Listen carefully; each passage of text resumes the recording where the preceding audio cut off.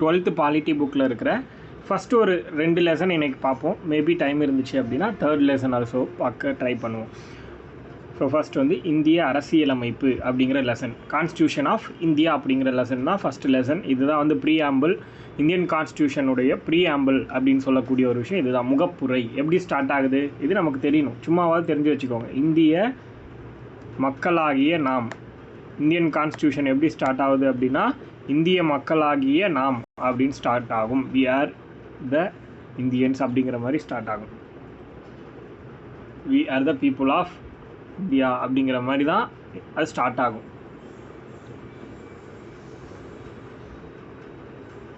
அதுக்கடுத்து இறையாண்மை மிக்க அப்படிங்கிறது என்னென்னா சாவரின், அதுக்கடுத்து சோஷியலிஸ்ட், செக்யுலார் அப்படிங்கிற மாதிரி வரும். பட் ஆனால் இங்கே வந்து எடுத்தோடனே டெமோக்ரஸி, இது வந்து பழைய புக்குங்கிறனால இதில் ஒழுங்காக அப்டேட் பண்ணலை. ஸோ கான்ஸ்டியூஷன் வந்து எப்போ அக்செப்ட் ஆச்சு அப்படிங்கிறதெல்லாம் கொடுத்துருக்காங்க பாருங்கள். 1949 நவம்பர் 26 அந்த டேட்லாம் மென்ஷன் பண்ணியிருக்காங்க. இதெல்லாம் நம்ம பார்க்கலாம். அந்த டேட் தான் வந்து நம்ம வந்து இந்திய கான்ஸ்டியூஷன் டேவாக கொண்டாடுறோம்.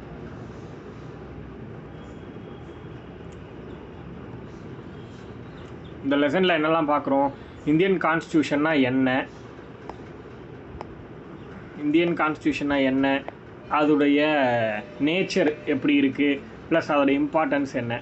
அடுத்து பார்த்திங்கன்னா இதில் என்னென்னலாம் இன்ஃபர்மேஷன் அப்படின்னு பார்த்தீங்கன்னா பேசிக்காக இந்தியன் கான்ஸ்டியூஷன் ஒன்று உருவாகிறதுக்கு முன்னாடி அதை உருவாக்குறதுக்கு என்னெல்லாம் பண்ணாங்க அப்படிங்கிற கான்செப்ட் நம்ம கொஞ்சம் பார்ப்போம். ப்ளஸ் இதோட கேரக்டரிஸ்டிக்ஸ் கொஞ்சம் பார்ப்போம். இந்த மாதிரியான விஷயங்களை நம்ம வந்து பார்க்க போகிறோம் இந்த லெசனில். ஸோ ஃபர்ஸ்ட் இங்கிலீஷ் மீடியம் உங்களோட புக்கை எடுத்து வச்சுக்கோங்க, முன்னாடி புரியும் கண்டிப்பாக. ஃபர்ஸ்ட் எடுத்தோடனே என்ன சொல்கிறாங்க அப்படின்னா கான்ஸ்டியூஷன் அப்படின்னா என்ன, அதோட ஒர்க் என்ன, அதோட இம்பார்ட்டன்ஸ் என்ன அப்படிங்கிறது கொடுத்துருக்காங்க. ஒன்றும் கிடையாது. இன்றைக்கி இந்த வார்த்தையை பாருங்களேன், எடுத்த உடனே ஒரு வார்த்தை காலனி. காலனின்னா என்னது, பிரிட்டிஷ் கம்பெனி, அந்த கம்பெனியோட பீரியட். இந்த வார்த்தையை தான் வந்து ரிமூவ் பண்ணணும், நீ தமிழ்நாட்டில் இனிமேல் இந்த வார்த்தையை பயன்படுத்தக்கூடாதுன்னு ஸ்டாலின் வந்து இன்றைக்கி தான் அனௌன்ஸ் பண்ணியிருக்கார். ஆக்சுவலி நேற்று அனௌன்ஸ் பண்ணது அது இன்றைக்கி வந்து வெளியே நியூஸாக வந்திருக்கு. ஏன் அப்படின்னா ஜாதி பெயர்களில் இது இருக்குது அப்படின்னு சொல்லிட்டு அந்த ஒரு விஷயத்த கொண்டு வந்திருக்காங்க.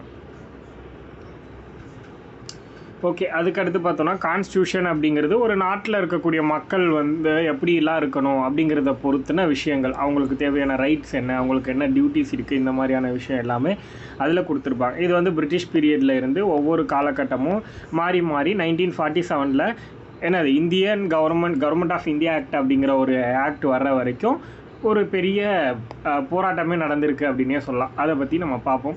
ஸோ இதில் வந்து நமக்கு கேள்விகள் கிடையாது அந்தளவுக்கு.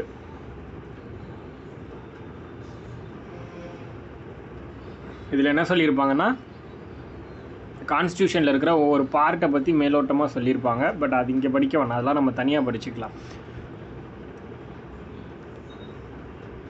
இப்போ இங்கேருந்து தான் நம்ம வந்து பார்க்குற மாதிரி வரும்.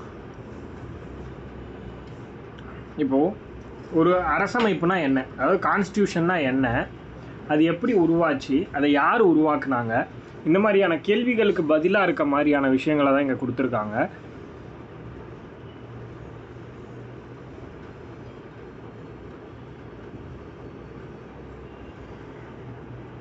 இங்கேருந்து பாருங்கள்,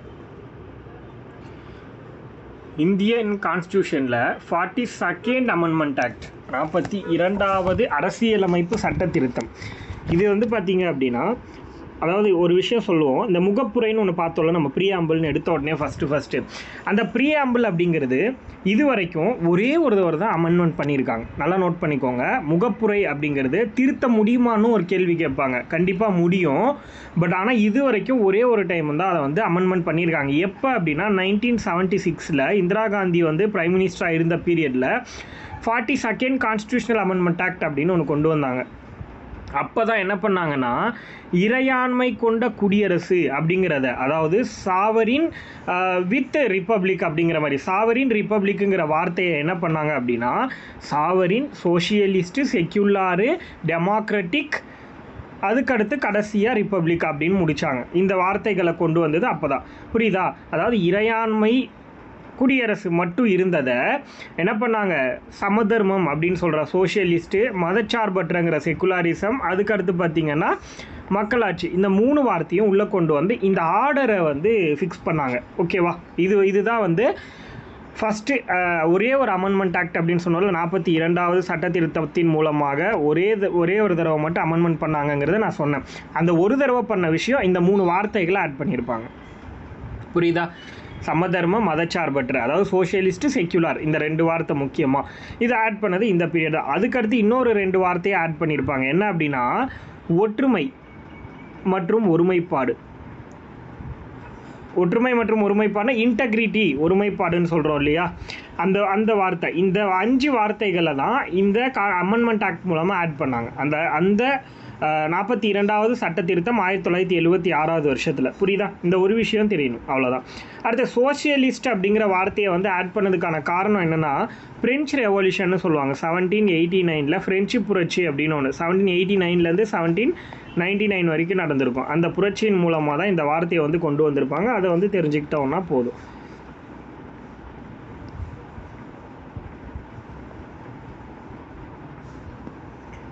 ஏன் கான்ஸ்டியூஷனை ஒரு தனி நபர், ஒரு சிங்கிள் பர்சனுக்கோ இல்லை ஏதோ ஒரு கம்பெனிக்கிட்டேயோ கொடுக்கல அப்படின்னா அவங்க அதை தப்பாக யூஸ் பண்ணிப்பாங்க அப்படிங்கிறதுனால தான் வந்து அதுக்கு பார்லிமெண்ட்டுன்னு சொல்லிட்டு காமனாக ஒரு பிளேஸை உருவாக்கி கொடுத்துருக்காங்க அப்படிங்கிறத சொல்கிறாங்க.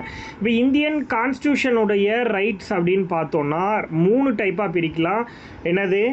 எக்ஸிக்யூட்டிவ், சட்டமன்றம். ஃபஸ்ட்டு வந்து என்ன? லெஜிஸ்லேட்டிவ், சட்டமன்றம், நிர்வாகம் 2வது, எக்ஸிக்யூட்டிவ் 3வது என்னது? நீதித்துறை அப்படின்னு சொல்கிறோம். இந்த 3 விஷயந்தான் வந்து இந்தியன் அரசமைப்பில் இருக்கக்கூடிய அதிகாரங்கள். இப்போ இந்த லெஜிஸ்லேட்டிவும் எக்ஸிக்யூட்டிவ், சட்டமன்றம் மற்றும் நிர்வாகம், இது 2ம் பொறுத்த வரைக்கும் ஒன்னோட ஒன்று சேர்ந்தது. பட் ஆனால் நீதித்துறை, ஜுடிக்கல் பொறுத்த வரைக்கும் எப்படி அப்படின்னா அது ஒரு தனியான அமைப்பு, யாருக்குமே கட்டுப்பட்டது கிடையாது. ஓகேவா? அது நினச்சா இந்த எக்ஸிக்யூட்டிவாக இருக்கட்டும் இல்லை லெஜிஸ்லேட்டிவ் 2த்தையும் கட்டுப்படுத்த முடியும் இதால். ஆனால் இதை யாராலையுமே கட்டுப்படுத்த முடியாது. அதுதான் வந்து நீதித்துறை அப்படிங்கிற ஒரு டிபார்ட்மெண்ட். ஓகே, இப்போது இந்திய அரசமைப்பு அப்படிங்கிறது, இந்தியன் கான்ஸ்டியூஷன் அப்படிங்கிறது அதிக இறுக்கமான தன்மையை கொண்டது இல்லை அப்படின்னு சொல்கிறாங்க. அதே மாதிரி அதிக நெகிழ்வுத்தன்மையையும் கொண்டதில்லைன்னு சொல்கிறாங்க. அதாவது என்ன சொல்கிறாங்கன்னா, இது வந்து ஃப்ளெக்சிபிளும் கிடையாது, அதே மாதிரி ரிஜிடும் கிடையாது அப்படின்னு சொல்கிறாங்க. புரியுதா? ஃப்ளெக்சிபிளாகவும் இருக்கலாம் சம்டைம் ரிஜிட் அப்படியும் இருக்கலாம். அதாவது என்னது? நெகிழ்வுத்தன்மையோடையும் இருக்கலாம், நெகிழ்வுத்தன்மை இல்லாமலும் இருக்கலாம். அதுதான் இதுக்கான மீனிங் அப்படிங்கிறத சொல்கிறாங்க. அதுக்கடுத்து நம்மளோட அரசமைப்பு அப்படிங்கிறது ஏதாவது ஒரு பிரச்சனை, இப்போ இந்தியாவுக்கும் பாகிஸ்தானுக்கும் ஒரு வார் வருது அப்படின்னா அந்த சமயத்தில் எப்படி செயல்படணும் அப்படிங்கிறத கூட நம்ம கான்ஸ்டியூஷனை உருவாக்கின மேதைகள் வந்து உருவாக்கிட்டு போயிருக்காங்கிறத கொடுத்துருக்காங்க. இது வந்து 1947 ஆகஸ்ட் 29 ஒரு கமிட்டி ஒன்று போட்டிருப்பாங்க, டிராஃப்டிங் கமிட்டி அப்படின்னு சொல்லிட்டு, வரைவு குழுன்னு சொல்லிட்டு அம்பேத்கரோட தலைமையில் ஒரு 7 பேர் இருப்பாங்க. அந்த 7 பேர் சேர்ந்து தான் கான்ஸ்டியூஷனை எழுதியிருப்பாங்க. அது வந்து முக்கியமாக அம்பேத்கரை தான் நம்ம வந்து பார்ப்போம் டீட்டெயிலாக. ஓகே, இந்த கான்ஸ்டியூஷனை வந்து தயாரிக்கிறதுக்கான ஒர்க் வந்து எப்படி இருந்துச்சு அப்படிங்கிறத பார்ப்போம். ஸோ இப்போ வந்து இப்போ இருக்கிற பார்லிமெண்ட் வந்து பார்த்திங்கன்னா 1950வது வருஷத்தில் உருவாச்சு. 1950 தான் பார்லிமெண்ட் அப்படின்னு ஒன்று இந்தியாவுக்கு வந்துச்சு. பட் ஆனால் 1947 நமக்கு வந்து சுதந்திரம் கிடச்சிருச்சு. கரெக்டு தானே? இது எல்லாருக்குமே தெரியும். அப்படி இருக்கும்போது பார்லிமெண்ட்டே 1950 தான் உருவாச்சு. அப்போ 1947 to 50 வரைக்கும் என்ன நடந்துச்சு, யார் பார்லிமெண்ட்டாக செயல்பட்டுறப்பா அப்படின்னா அதுக்கு பேர் தான் கான்ஸ்டிடியூயன்ட் அசம்பிளி அப்படின்னு சொல்லுவாங்க. கான்ஸ்டிடியூயன்ட் அசம்பிளி, அதாவது இந்திய அரசியல் நிர்ணய சபை அப்படின்னு ஒன்று உருவாக்குனாங்க. அதை பற்றி தான் நம்ம இப்போ பார்க்க போகிறோம். என்னைக்கு இந்த இந்திய அரசியல் நிர்ணய சபை அப்படின்னு ஒன்று உருவாச்சு அப்படின்னா 1946 அது இங்கே இருக்குது, அது எழுதிக்கோங்க. இந்திய அரசியல் நிர்ணய சபை உருவான நாள், அதாவது கான்ஸ்டிடியூயன்ட் அசம்பிளி அப்படிங்கிறது உருவாக்கப்பட்ட நாள் 1946 டிசம்பர் 6 உருவாயிருக்கும். 1946 டிசம்பர் 6 கான்ஸ்டிடியூயன்ட் அசம்பிளி அப்படின்னு சொல்லக்கூடிய இந்திய அரசியல் நிர்ணய சபை அப்படிங்கிறது உருவாயிருக்கும். அதை எழுதிக்கோங்க.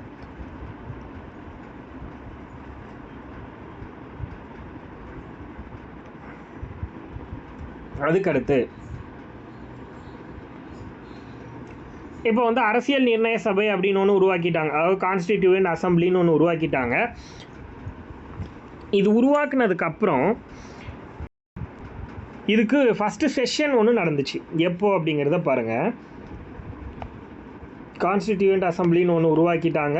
இது உருவாக்குனதுக்கப்புறம் இதோட ஃபஸ்ட்டு செஷன் 9th December 1946 நடந்திருக்கு. முதல் கூட்டம், அரசியல் நிர்ணய சபையுடைய முதல் கூட்டம் எப்போ நடத்தியிருக்காங்க அப்படின்னா December 9, 1946. ஓகேவா? மொத்தமாக 11 கூட்டம் நடந்திருக்கும். நோட் பண்ணிக்கோங்க, மொத்தம் 11 கூட்டம் நடந்திருக்கும். அதில் ஃபர்ஸ்ட் கூட்டம் வந்து 9 December 1946 அன்னைக்கு கூட்டியிருப்பாங்க. கடைசி வந்து பார்த்திங்கன்னா, கடைசி மீன்ஸ் நடுவில், அதாவது பாகிஸ்தானுடைய பிரிவினைக்கு அப்புறம் மீதி இருக்கிறதெல்லாம் கூடுச்சுன்னு சொல்லுவாங்க. இந்த கான்செப்ட்லாம் நமக்கு வேண்டாம். 14th August 1947 வந்து பாகிஸ்தானுக்கு சுதந்திரம் கிடைச்ச நாள். அது ஜஸ்ட் தெரிஞ்சுக்கோங்க. அதுக்கடுத்து அந்த டைமில் 9 December 1940, அதாவது 1946 அந்த வருஷம் காலகட்டத்திலலாம் இந்தியா எப்படி இருந்துச்சு அப்படின்னா ஸ்டேட் மாதிரி கிடையாது, ப்ராவின்ஸாக பிரிஞ்சு இருந்துச்சு. மாகாண சட்டமன்றம் அப்படின்னு இருந்துச்சு. அப்போ நிறைய ப்ராவின்ஸ் இருந்துச்சு. நம்ம பார்ப்போம், கிட்டத்தட்ட வந்து 500 ப்ளஸ் ப்ராவின்சஸ், 550 கிட்ட நம்ம வந்து ப்ராவின்சஸ் வந்து பிரிஞ்சு இருந்துச்சு. அந்த ப்ராவின்ஸில் இருந்த தலைவர்கள் சொல்லுவோம் இல்லையா, இப்போ அதில் அந்த ப்ராவின்சஸ் எல்லாத்தையும் மாகாணங்களை ரூல் பண்ண ரூலர் இருப்பாங்க இல்லையா, அவங்க தான் யார் அப்படின்னா இந்த இந்திய அரசியலமைப்பு நிர்ணய சபையோட உறுப்பினர்களாக இருந்தாங்க. அவங்கள இன்டைரக்ட் எலெக்ஷன் மூலமாக தேர்வு செஞ்சாங்க. ஓகேவா? அது எப்படி நடந்துச்சு அப்படிங்கிறதெல்லாம் நம்ம டீட்டெயிலாக பார்ப்போம். ஃபர்ஸ்ட்டு, இந்தியன் கான்ஸ்டியூஷன் அப்படிங்கிறது உருவாகிறதுக்கு முன்னாடி அந்த கான்ஸ்டியூயன்ட் அசம்பிளின்னு ஒன்று உருவாச்சு இல்லையா, அரசமைப்பு நிர்ணய சபை. இதை உருவாக்குறதுக்கு காரணமாக இருந்தவங்க யாருன்னா கேபினெட் மிஷன். 1946 அமைச்சரவை தூதுக்குழுன்னு ஒருத்தவங்க வராங்க இந்தியாவுக்கு, பிரிட்டிஷ்காரன் போட்டது அந்த கமிட்டி. கிரிப்ஸ் கமிட்டின்னு ஒன்று பார்த்துருப்போம் 1942. அவனோட கமிட்டியை தான் காந்தி வந்து பின்தேதியிட்ட காசோலை மாதிரி இருக்குது அப்படின்னு சொல்லி திட்டி அனுப்பிடுவார். அதுக்கப்புறம் வந்து 2வது கமிஷன் தான் வந்து கேபினெட் கமிஷன். இவங்களோட விஷயத்தை தான் நம்ம வந்து அக்செப்ட் பண்ணிக்கிட்டோம். இவங்க மூலமாக தான் நம்ம வந்து கான்ஸ்டியூஷன் உருவாகிறதுக்கு முக்கியமான காரணம். இந்தியாவில் கான்ஸ்டியூஷன் ஒன்று உருவாகிறதுக்கு காரணம் யார் அப்படின்னா அது கேபினெட் மிஷன். 1946 வந்த கேபினெட் மிஷனுங்கிறது தெரியணும். அதுக்கடுத்து இப்போது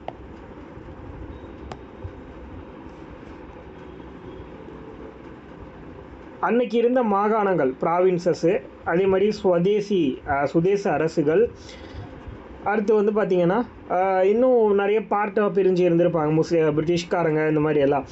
இவங்க எல்லாரையும் வச்சு பாப்புலேஷன், அவங்க ரூல் பண்ணிகிட்டு இருந்த பாப்புலேஷனுக்கு ஏற்ற மாதிரி 10 லட்சம் பேருக்கு ஒரு வேட்பாளர் அப்படிங்கிற மாதிரி நிறுத்துகிறாங்க. புரியுதா? எலெக்ஷனுக்கு. அதாவது இப்போ நம்ம வந்து பார்லிமெண்ட் உருவானதுக்கப்புறம் லோக்சபா ராஜ்யசபான்னு பிரித்து வச்சு எலெக்ஷன் நடத்திக்கிட்டு இருக்கோம் இல்லையா, இதே மாதிரியான விஷயம் அப்போது அந்த அரசியல் நிர்ணய சபைன்னு சொல்லக்கூடிய கான்ஸ்டியூயன்ட் அசம்பிளி உருவாச்சு இல்லையா, அதுக்குன்னு ஒரு எலெக்ஷன் நடத்தணும். இந்த எலெக்ஷன் வந்து நடத்துறதுக்கான ஐடியாஸை யார் கொடுத்துட்டா, அந்த நம்ம முன்னாடியே பார்த்தோம் இல்லையா கேபினெட் மிஷன், அவங்க தான் கொடுத்தாங்க. இப்போது அவங்க வந்து கொடுத்துட்டாங்க. இப்போ என்ன பண்ணுறோம், 10 லட்சம் மக்கள் தொகைக்கு ஒரு வேட்பாளர், புரியுதா, ஒரு வேட்பாளரை நிறுத்தணும் அப்படிங்கிறது தான் வந்து இவங்களோட ஐடியா. இப்போ கரெக்டாக?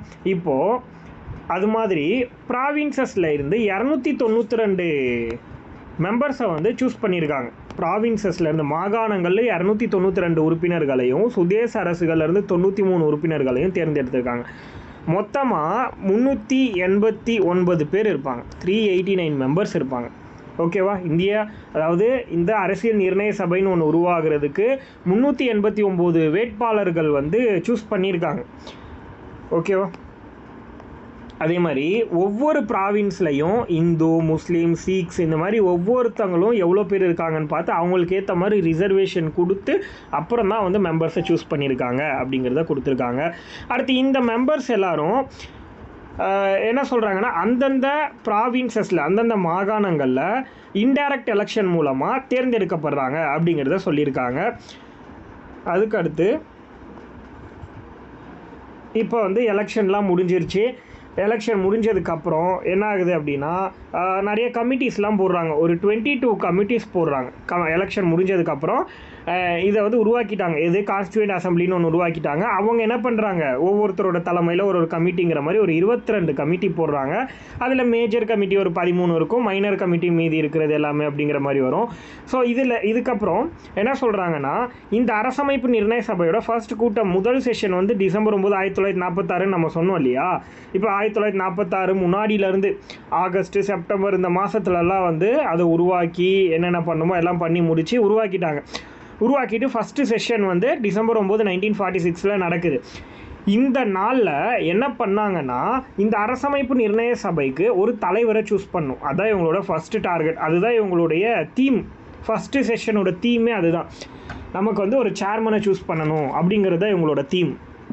இப்போது அதுக்காக என்ன பண்ணுறாங்க அப்படின்னு பார்த்தீங்கன்னா, ஒரு தலைவரை சூஸ் பண்ணுறதுக்கு ரெடி பண்ணுறாங்க. அவர் தான் யார் அப்படின்னா, இங்கே இருக்காங்க பாருங்கள், சச்சிதானந்த சிங்கா. இவரை தான் வந்து கான்ஸ்டிடியூவன்ட் அசம்பிளின்னு சொல்லக்கூடிய அந்த இந்திய அரசியல் நிர்ணய சபைக்கு முதல் தலைவராக சூஸ் பண்ணுறாங்க. புரியுதுங்களா? இந்த தலைவரை சூஸ் பண்ணது யார் அப்படின்னா, ஜேபி கிருபாலினி அப்படிங்கிறவங்க தான் இந்த தலைவரை சூஸ் பண்ணலாம் அப்படின்னு பரிந்துரை பண்ணுறாங்க. ஏன் இவரை சூஸ் பண்ணாங்க அப்படின்னா, பிரிட்டன் படி, அதாவது பிரிட்டன் நாட்டை பொறுத்த வரைக்கும் என்ன பண்ணுவாங்கன்னா, இருக்கிறவங்களையே யார் ரொம்ப ஏஜ்டு பர்சனோ அவங்கள தான் வந்து தலைவராக சூஸ் பண்ணுவாங்க அந்த அமைப்புக்கு. அதே மாதிரி தான் இந்த இடத்துல டாக்டர் சச்சிதானந்த சிங்காவை வந்து சேர்மனாக சூஸ் பண்ணியிருக்காங்க. புரியுதா? இவர் ஒரு டெம்பரவரி சேர்மன் தான். ஏன் அப்படின்னா, வயசானவர் தான். எந்த அளவுக்குன்னா, டிசம்பர் 9 அன்னைக்கு ஃபஸ்ட்டு செஷனில் சூஸ் பண்ண உடனே 2வது நாளே இறந்து போயிடுவார். அந்த அளவுக்கு வயசானவர் இவங்க சூஸ் பண்ணது. புரியுதா? அதனால் அவசரமாக டிசம்பர் 11 அடுத்த செஷனை கூட்டுவாங்க. 2வது கூட்டம் வந்து டிசம்பர் 11, 1946 கூட்டுறாங்க. இப்போ என்ன பண்ணுறாங்கன்னா, நிரந்தர தலைவர் சூஸ் பண்ணுறாங்க. அந்த நிரந்தர தலைவர் யாருன்னா டாக்டர் ராஜேந்திர பிரசாத். முதல் குடியரசுத் தலைவர், இந்தியாவுடைய ஃபர்ஸ்ட் பிரசிடென்ட் அப்படின்னு ஒருத்தர் இருந்தார் இல்லையா, president of India. First president of India யார் அப்படின்னா டாக்டர் ராஜேந்திர பிரசாத் அப்படிங்கிறவர் தான்.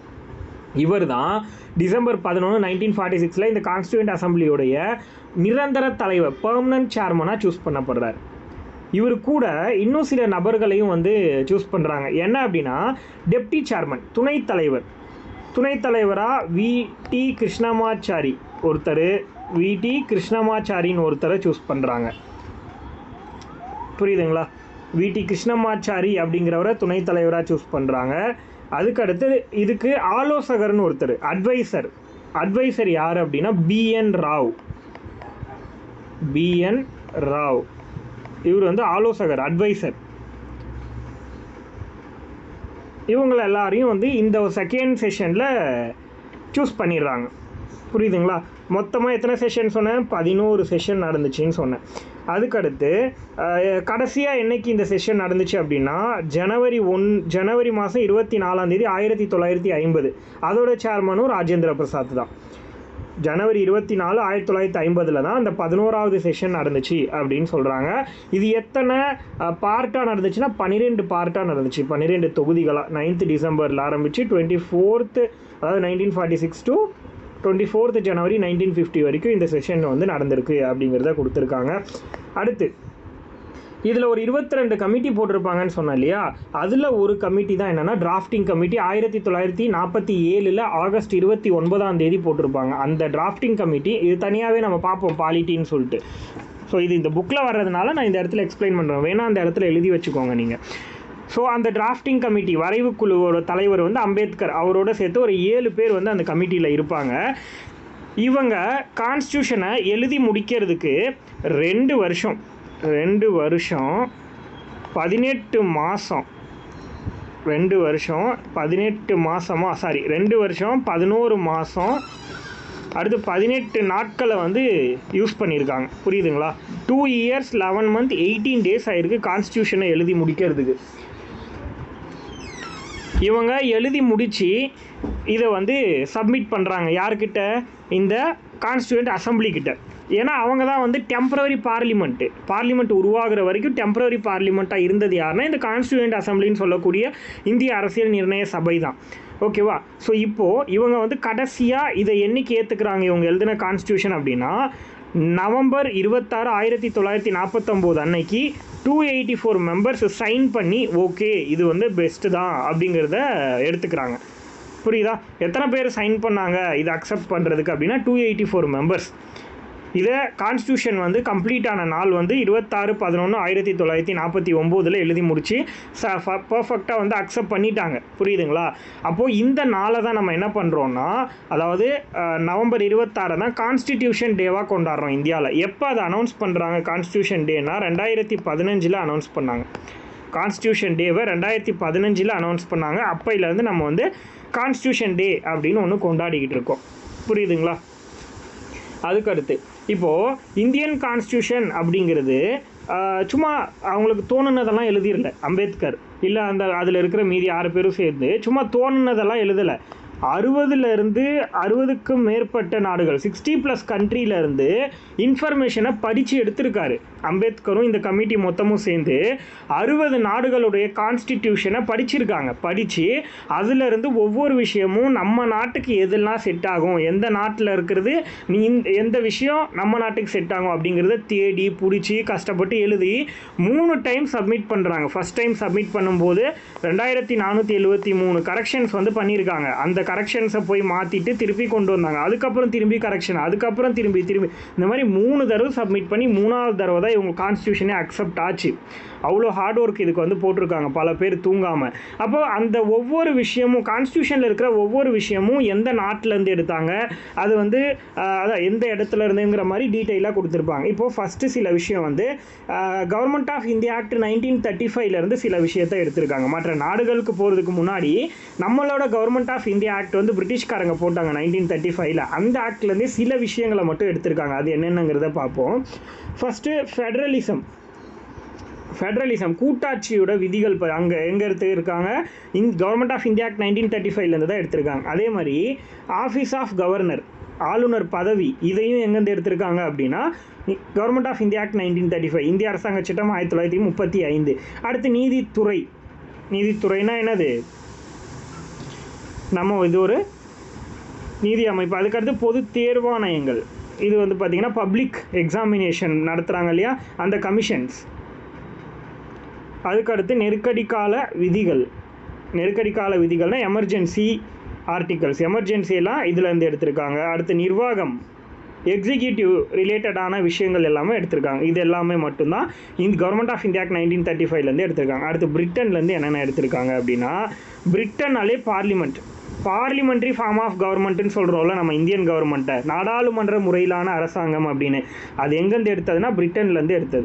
அதுக்கடுத்து ஒற்றை குடியுரிமை, சிங்கிள் சிட்டிசன்ஷிப். நம்ம நாட்டில் இந்திய குடியுரிமை மட்டும்தான் இருக்குது. நான் இந்தியன்னு தான் சொல்ல முடியும், தமிழன்னு எனக்கு ஒரு குடியுரிமை கிடையாது. அதுதான் சொல்கிறாங்க ஒற்றை குடியுரிமைன்னு சொல்லிட்டு. அதாவது சிட்டிசன்ஷிப், சிங்கிள் சிட்டிசன்ஷிப், அது வந்து பிரிட்டன்லேருந்து எடுத்திருக்காங்க. சட்டத்தின் ஆட்சி, அதாவது என்னது சட்டத்தின் ஆட்சிங்கிறது ஏவி டைசி சொல்லியிருப்பார். இந்த வார்த்தையும் பிரிட்டன்லேருந்து தான் எடுத்திருக்காங்க. சட்டத்தின் வழி தான் ஆட்சி நடத்தணும். அதாவது இப்போ ஒரு கான்ஸ்டியூஷன் நமக்கு இருக்குன்னா அந்த கான்ஸ்டியூஷன் படி தான் வந்து கவர்னன்ஸ் இருக்கணும் அப்படிங்கிறத சொல்கிறது தான் சட்டத்தின் ஆட்சி, ரூல் ஆஃப் லா அப்படின்னு சொல்லுவாங்க. அதுவும் பிரிட்டன்லேருந்து எடுத்திருக்காங்க.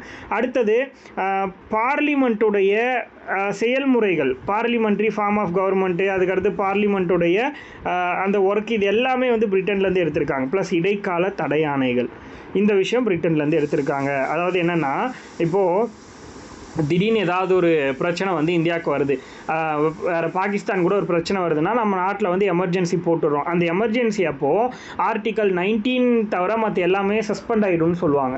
ஆர்டிக்கல் 19 வந்து எடுத்தோடனே எந்த ஒரு ப்ரியார் ரெக்கமெண்டேஷனும் இல்லாமல் ஆர்டிக்கல் 19 வந்து சஸ்பெண்ட் ஆகிடும்னு சொல்லுவாங்க. அப்போது அது எல்லாமே வந்து இந்த இடைக்கால தடையாணைகள் அப்படிங்கிற கான்செப்ட் கீழே வந்துடும். இதெல்லாம் பிரிட்டன்லேருந்து எடுத்தாங்க. அடுத்து அமெரிக்காவிலேருந்து என்ன எடுத்தாங்க அப்படின்னா ஃபண்டமெண்டல் ரைட்ஸ் அப்படிங்கிறது அமெரிக்காவிலேருந்து எடுத்திருக்காங்க. அடுத்து நீதி சீராய்வுனா ஜுடிக்கல் ரிவ்யூன்னு சொல்லுவாங்க, ஆர்டிக்கல் 13.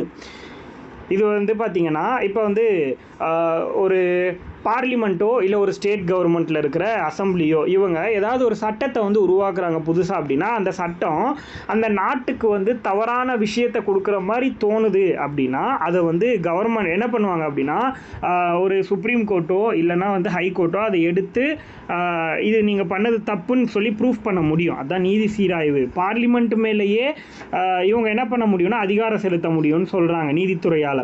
அடுத்து குடியரசுத் தலைவர் மீதான பதவி நீக்க தீர்மானம், அதாவது என்னது இம்பீச்மெண்ட் ஆஃப் பிரசிடென்ட்டு, அதுவும் வந்து அமெரிக்காவிலேருந்து எடுத்திருக்காங்க. ப்ளஸ் வந்து சுப்ரீம் கோர்ட் ஹை கோர்ட்டுடைய ஜட்ஜஸ் அண்டு வந்து யார் பிரசிடெண்ட் வைஸ் பிரசிடெண்ட் இவங்க எல்லாரையும் வந்து இம்பீச்மெண்ட் பண்ணுற முறை மெத்தட் வந்து அமெரிக்காவிலேருந்து எடுத்திருக்காங்கன்னு சொல்கிறாங்க. அடுத்து ஐரிஷ்லேருந்து டிபிஎஸ்பியை எடுத்திருக்காங்க, directive principles of state policy, அரசு நெறிமுறை இருத்தும் கோட்பாடுகள்ங்கிற விஷயத்தை எங்கே இருந்துன்னா ஐரிஷ்லேருந்து எடுத்திருக்காங்க. அடுத்து கனடாங்கிறது என்னது ரொம்ப முக்கியமாக வலுவான, அதாவது ஸ்ட்ராங்கஸ்ட் சென்ட்ரல் அப்படிங்கிற ஒரு விஷயத்தை கனடாவிலேருந்து எடுத்திருக்காங்க. ஸ்ட்ராங்கஸ்ட் சென்ட்ரல், வலுவான மத்திய அரசு.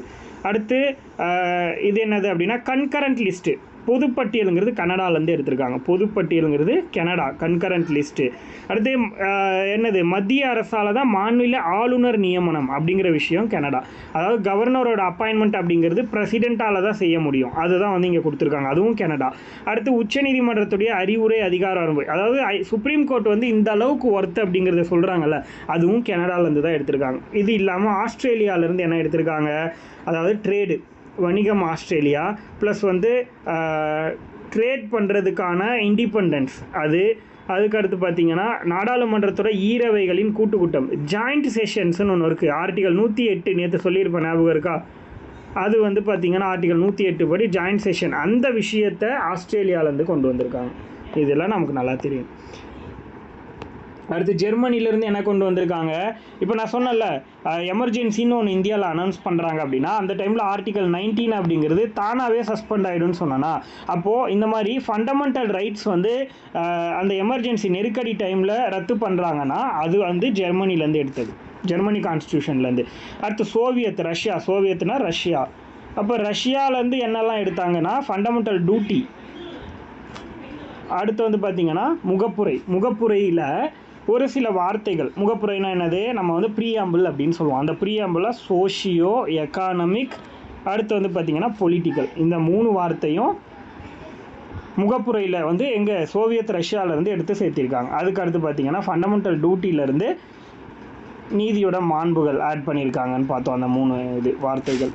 அடுத்து வந்து ஃப்ரான்ஸ்லேருந்து குடியரசு, அதாவது ரிப்பப்ளிக்குங்கிற வார்த்தை. அதுக்கு அடுத்து முகப்புரையில் சுதந்திரம், சமத்துவம், சகோதரத்துவம், அதாவது என்னது இண்டிபெண்டன்ஸ். அதுக்கு அடுத்து அந்த சமத்துவம், ஈக்குவாலிட்டி, இல்லை வந்து சகோதரத்துவம், இது எல்லாத்தையும் வந்து ஃப்ரான்ஸ்லேருந்து எடுத்திருக்காங்க. முகப்புரையில் சுதந்திரம், சமத்துவம், சகோதரத்துவம், இந்த 3 வார்த்தையும் ஃப்ரான்ஸ்லேருந்து எடுத்திருக்காங்க. அடுத்து சவுத் ஆஃப்ரிக்காவில் கான்ஸ்டிடியூஷனல் அமெண்ட்மெண்ட், அரசமைப்பை திருத்துறது, 368வது ஆர்டிகல் படி கான்ஸ்டியூஷனை நம்ம அமெண்ட்மெண்ட் பண்ணுவோம். எத்தனை வழிகள்லனா 3 டைப்ஸில் வந்து அமெண்ட்மெண்ட் பண்ணுவோம். அந்த அமெண்ட்மெண்ட்டை பற்றி இப்போ எங்கே தென்னாப்பிரிக்காலேருந்து எடுத்திருக்காங்கன்னு சொல்கிறாங்க. ப்ளஸ் வந்து மாநிலங்களவை உறுப்பினருடைய தேர்வு, ராஜ்யசபாவுக்கு மெம்பர்ஸ் சூஸ் பண்ணுறாங்கல்ல, அதை வந்து எங்கேருந்து எடுத்திருக்காங்கன்னா சவுத் ஆஃப்ரிக்காவிலேருந்து எடுத்திருக்காங்க. இது வந்து இந்தியன் கான்ஸ்டியூஷனில் 4th ஷெட்யூலில் கொடுத்துருப்பாங்க. ஓகேவா, இதுதான் வந்து எங்கள் சோர்சஸ் அப்படிங்கிறது, இந்தியன் கான்ஸ்டியூஷனுடைய சோர்சஸ். அதுக்கடுத்து என்ன பார்க்குறோன்னா கேரக்டரிஸ்டிக்ஸ் ஆஃப் இந்தியன் கான்ஸ்டிடியூஷன், இந்திய அரசமைப்புடைய சிறப்பியல்புகள் அப்படின்னு சொல்லுவாங்க. அதில் ஃபர்ஸ்ட் இந்தியன் கான்ஸ்டியூஷன் அப்படிங்கிறது லென்த்தியஸ்ட் ரிட்டன் கான்ஸ்டியூஷன் அப்படின்னு சொல்லுவாங்க.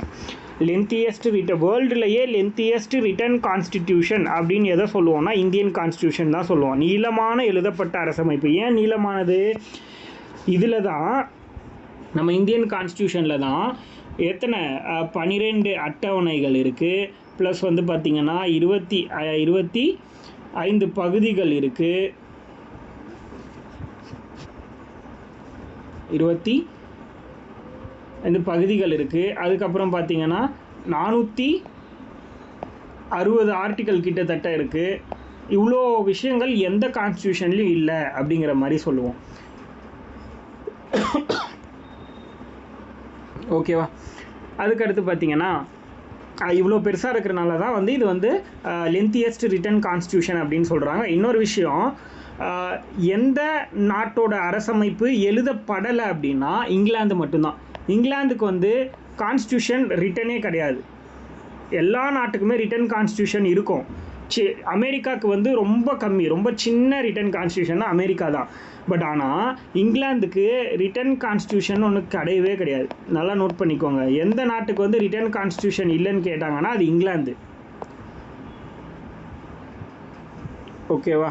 அதுக்கு அடுத்து நான் சொன்னேன்ல, இறுக்கம் நெகிழ்வுத்தன்மை ரெண்டுமே கொண்ட தனித்துவம். அதாவது என்னென்னா, ரிஜிட் அப்படின்னும் சொல்லலாம், ஃப்ளெக்சிபிள் அப்படின்னும் சொல்லலாம். அதாவது இதை திருத்தமும் முடியும், திருத்த முடியாமையும் இருக்கும் சில விஷயங்கள். ஒவ்வொன்று, அதாவது சில விஷயத்தை கரெக்ஷன் பண்ணலாம், மாற்றலாம், சில விஷயத்த மாற்றவே முடியாது அப்படின்னு சொல்லுவாங்க.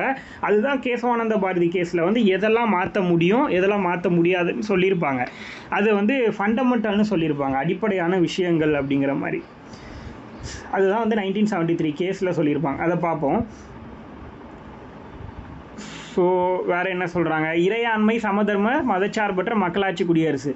இந்த ஆர்டர் ஞாபகம் வச்சுக்கோங்க, புரியுதா? இறையாண்மை, சமதர்ம, மதச்சார்பற்ற மக்களாட்சி குடியரசு. இது எல்லா எக்ஸாம்லையும் கேட்குற ஒரு கொஷின். இப்போ ஒரு இன்ஸ்டியூஷனில் வந்து டெஸ்ட் பேட்ச் நடத்துகிறாங்க அப்படின்னா அந்த டெஸ்ட் பேட்சில் இதை பற்றி கொடுத்துருப்பாங்க கண்டிப்பாக ஒரு கொஷின். ஏன்னா ப்ரீஆம்பிளில் இதோட ஆர்டர் ரொம்ப முக்கியம். அதாவது இங்கிலீஷில் சொன்னால் சாவரின், சோஷியலிஸ்ட்டு, செக்யூலாரு, அதுக்கடுத்து பார்த்திங்கன்னா டெமோக்ராட்டிக், ரிப்பப்ளிக் அப்படின்னு சொல்லுவாங்க. இந்த ஆர்டர் கண்டிப்பாக எல்லாருக்குமே தெரியணும். அதே மாதிரி இதுக்கு முன்னாடி கான்ஸ்டியூஷன் அக்செப்ட் பண்ணது வந்து பார்த்திங்கன்னா நவம்பர் 26, 1949 தானே. அந்த டைமில் எத்தனை ஷெடியூல் இருந்துச்சுன்னா 8 தான் இருந்துச்சு. அதுக்கப்புறம் அமெண்ட்மெண்ட் பண்ணி இப்போ தான் 12. அதே மாதிரி அந்த டைமில் எத்தனை பார்ட் அப்படின்னா 22. ஆர்டிக்கல் எத்தனைனா 360 ப்ளஸ் தான், 390 சம்திங் சொல்லுவாங்க. இந்த ரேஞ்ச் இருந்திருக்கும். இப்போ தான் வந்து 450, 460 அந்த ரேஞ்சுக்கெலாம் இன்க்ரீஸ் ஆச்சு. ஓகேவா? அதெல்லாம் தெரிஞ்சுக்கலாம். அது நம்ம வந்து தனியாக இதெல்லாம் நான் டீச் பண்ணுவேன் கண்டிப்பாக, அப்போ பார்த்துக்கலாம். ஸோ இப்போ என்ன சொல்கிறாங்க அப்படின்னா, வயது வந்த அனைவருக்கும் வாக்குரிமை வழங்கப்பட்டு தேர்ந்தெடுக்கப்படும் மக்கள் பிரதிநிதிகள் மூலம் மக்கள் இந்தியா. ஓகே, இப்போ இந்தியாவை யார் ஆள்றாங்க அப்படின்னா முக்கியமாக லோக்சபாவில் இருக்கிறவங்க யார்? மக்களால் தேர்ந்தெடுக்கப்படக்கூடிய நாடாளுமன்ற உறுப்பினர்கள், அதான் மெம்பர் ஆஃப் பார்லிமெண்ட், எம்எல்ஏ, எம்பிஸ்ன்னு சொல்கிறோம் நம்ம. இப்போது இவங்களை தேர்ந்தெடுக்கிறதுக்கு 1988 வருஷம் வரைக்கும் 21 வயசு இருந்தால் தான் ஓட்டு போடுறதுக்கு தகுதி அப்படின்னு சொன்னாங்க. பட் 1989 என்ன பண்ணாங்கன்னா 61வது சட்ட திருத்தம் பண்ணுறாங்க. 61st constitutional amendment act. எந்த வருஷம்னா 1989. இப்போ என்ன ஆகுது அப்படின்னா இந்த வருஷத்தில் இருந்து ஓட்டு போடக்கூடிய வயசுங்கிறது 21லேருந்து 18 குறைச்சிட்டாங்க. இதை பற்றி பேசுகிற இந்தியன் கான்ஸ்டியூஷனோட ஆர்டிக்கல் என்ன அப்படின்னா 326வது ஆர்டிக்கல். அதாவது அடல்ட் டு ஃப்ரான்ச்சைஸ் அப்படின்னு சொல்லுவாங்க. 18 வயதிற்கு மேற்பட்ட அனைவரும் இந்தியாவில் வந்து வாக்களிக்கக்கூடிய உரிமை இருக்குது அப்படிங்கிறத சொல்கிறது. அதுக்கடுத்து சோஷியலிஸ்ட் அப்படிங்கிற வேர்ட்ஸ் 42nd அமெண்ட்மெண்ட் ஆக்டில் ஆட் பண்ணியிருக்காங்க. அதுக்கடுத்து வந்து முதலாளித்துவம், இந்த பொருளாதார இணைப்பு. அதாவது இந்தியாவை பொறுத்த வரைக்கும் முதலாளித்துவம் ப்ளஸ் சமதர்மம் ரெண்டுமே கலந்த ஒரு நாடு அப்படின்னு சொல்கிறாங்க. அடுத்து வந்து பார்லிமெண்ட்ரி ஃபார்ம் ஆஃப் கவர்மெண்ட், இதுவும் ஒன் ஆஃப் த கேரக்டரிஸ்டிக்ஸ் தான் இந்தியாவுடைய கவர்னன்ஸ்க்கு. என்னது? அமைச்சரவை குழுன்னு ஒன்று இருக்குது, அதாவது கேபினெட் அப்படின்னு சொல்லிட்டு. அவங்களோட செயல்பாடு எல்லாத்தையும் கண்ட்ரோல் பண்ணுறது நாடாளுமன்றம். நாடாளுமன்ற ஆட்சி முறை அப்படின்னு சொல்கிறோம். நாடாளுமன்ற முறை அரசில் நிர்வாகம் அப்படிங்கிறது, அதாவது எக்ஸிக்யூட்டிவ் அப்படிங்கிறது நாடாளுமன்றத்துக்கு கட்டுப்பட்டது தான். அப்போ நாடாளுமன்றம் சொல்கிறத தான் எக்ஸிக்யூட்டிவ் எல்லாருமே கேட்கணும். நாடாளுமன்றத்தில் பெரும்பான்மை உறுப்பினர்களுடைய ஆதரவு இருக்கக்கூடிய வரைக்கும் அந்த அரசு நீடிக்கும் அப்படின்னு சொல்கிறாங்க. அதாவது என்னென்னா மெஜாரிட்டி, இப்போ வந்து மெஜாரிட்டி அதிகமாக இருக்கிறனால தான் நரேந்திர மோடி வந்து பிரைம் மினிஸ்டராக இருக்கார். கான்ஸ்டியூஷனில் ஒரு பிரைம் மினிஸ்டர் வந்து இத்தனை வருஷம் தான் இருக்கணும் அப்படின்னு எங்கேயுமே சொல்லலை. ஆர்டிகல் 75 படி என்ன சொல்கிறாங்க அப்படின்னா பிரைம் மினிஸ்டரை பிரசிடென்ட் வந்து அப்பாயிண்ட் பண்ணுவார். அதாவது அப்பாயிண்டட் பை பிரசிடென்ட் அப்படிங்கிற மாதிரி ஒரு கண்டென்ட்டை மட்டும்தான் கொடுத்துருப்பாங்களே தவிர எத்தனை வருஷத்துக்கு இருப்பாருன்னெலாம் சொல்ல மாட்டாங்க. ஏன் அப்படின்னா எப்போ வரைக்கும் மெஜாரிட்டி பவர் இருக்கோ பிரைம் மினிஸ்டருக்கு அப்போ வரைக்கும் தான் அவரால் இருக்க முடியும். நோ கான்ஃபிடென்ஸ் மோஷன் ஸ்டார்ட் பண்ணி நோ கான்ஃபிடென்ஸ் மோஷன் கன்ஃபார்ம் ஆகிடுச்சு அப்படின்னா அந்த பிரைம் மினிஸ்டர் வந்து பதவி விலகி தான் ஆகணும், வேறு வழியே கிடையாது, ரீஎலெக்ஷன் நடத்தி தான் ஆகணும். அப்படி இல்லை அப்படின்னா பிரசிடெண்ட்டே வந்து பிரைம் மினிஸ்டரும் ப்ளஸ் வந்து அந்த மொத்த கவர்மெண்ட்டுமே வந்து கேன்சல் பண்ணி விட்டுருவார். இதெல்லாம் நடக்கும். இதை பற்றிலாம் ஆர்டிகல்ஸ் நிறைய விஷயங்கள் இருக்குது, நம்ம பார்ப்போம். சரி, ஓகே. அடுத்து வந்து ஒற்றை குடியுரிமை, சிங்கிள் சிட்டிசன்ஷிப் தான் இந்தியாவில் இருக்குதுன்னு சொல்கிறாங்க. ஆனால் அமெரிக்காவில் டபுள் சிட்டிசன்ஷிப், அதாவது அமெரிக்கன் சிட்டிசன்ஷிப்புன்னு தனியாக, ஒவ்வொரு ஸ்டேட்டுக்கும் ஒரு சிட்டிசன்ஷிப்னு தனியாக இருக்குது. பட் இந்தியா அப்படி கிடையாது, காமனாக ஒரே சிட்டிசன்ஷிப் தான் அப்படிங்கிறத இந்த இடத்துல கொடுத்துருக்காங்க. ஸோ 2015 இப்போ சிட்டிசன்ஷிப் வந்து இது வரைக்கும் 8 டைம் அமெண்ட்மெண்ட் பண்ணியிருக்காங்க. கடைசியாக பண்ணது 2019. ஓகேவா, 2019 தான் கடைசி சிட்டிசன்ஷிப் ஆக்ட் வந்து கொண்டு வந்தாங்க. மொத்தம் 8 டைம் அமெண்ட்மெண்ட் பண்ணியிருக்காங்க. சிட்டிசன்ஷிப் ஆக்ட் எப்போ வந்துச்சுன்னா 1955, இங்கே கொடுத்துருக்காங்க பாருங்கள். இது வரைக்கும் 8 தடவை அமெண்ட்மெண்ட் பண்ணியிருக்காங்க 1955 அப்புறம்.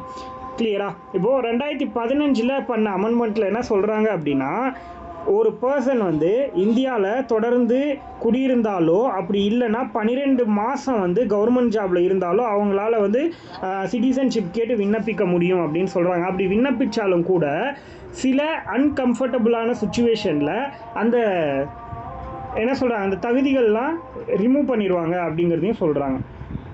இதான் இங்கே பாருங்கள், வயது வந்து ஒரு வாக்குரிமை, அடல்ட் ஃப்ரான்ச்சைஸ், ஒரு நபர் வந்து ஒரு வாக்குரிமை, 18 வயது நிறைவு தேர்தலில் வாக்களிக்கும் தகுதி பெறுகிறார்கள். அதே மாதிரி எலெக்ஷனில் நிற்கணும்னா 25 வயசு ஆகணும் நமக்கு. புரியுதா? அது எந்த எலெக்ஷனாக இருந்தாலும் சரி 25 வயசு ஆகணும் நமக்கு மினிமம். அதுக்கடுத்து ஜாதி, மதம், பாலினம், அதாவது என்னது ரிலீஜியனு, செக்ஸு, அதுக்கு இந்த மாதிரியான விஷயம் எல்லாம், இதெல்லாம் அடிப்படையில் யாரையுமே வந்து பாகுபாடு படுத்தக்கூடாது அப்படின்னு சொல்கிறது ஆர்டிகல் 325, இந்தியன் கான்ஸ்டியூஷனுடைய ஆர்டிகல் 325. அதுக்கடுத்து பார்த்தோன்னா இன்டகிரேட்டட் ஒருங்கிணைந்த நீதி அமைப்பு அப்படின்னு, அதாவது இண்டிபெண்டன்ஸ் அண்ட் இன்டகிரேட்டட் அப்படின்னு சொல்கிறாங்க. நீதியுடைய முறை அப்படிங்கிறது, ஜுடிக்கல் சிஸ்டம் அப்படிங்கிறது என்ன சொல்கிறாங்க அப்படின்னா இன்டகிரேட்டட் அண்ட் இண்டிபெண்டன்ஸாக இருக்குதுன்னு சொல்கிறாங்க. கரெக்டு தானே? நான் முன்னே சொன்னேன், லெஜிஸ்லேட்டிவ்க்கும் எக்ஸிக்யூட்டிவ்க்கும் கட்டுப்படாத ஒரு விஷயம் எது அப்படின்னா அது ஜுடிக்கல் சிஸ்டம் மட்டும்தான், நீதி அமைப்பு முறை மட்டும்தான்.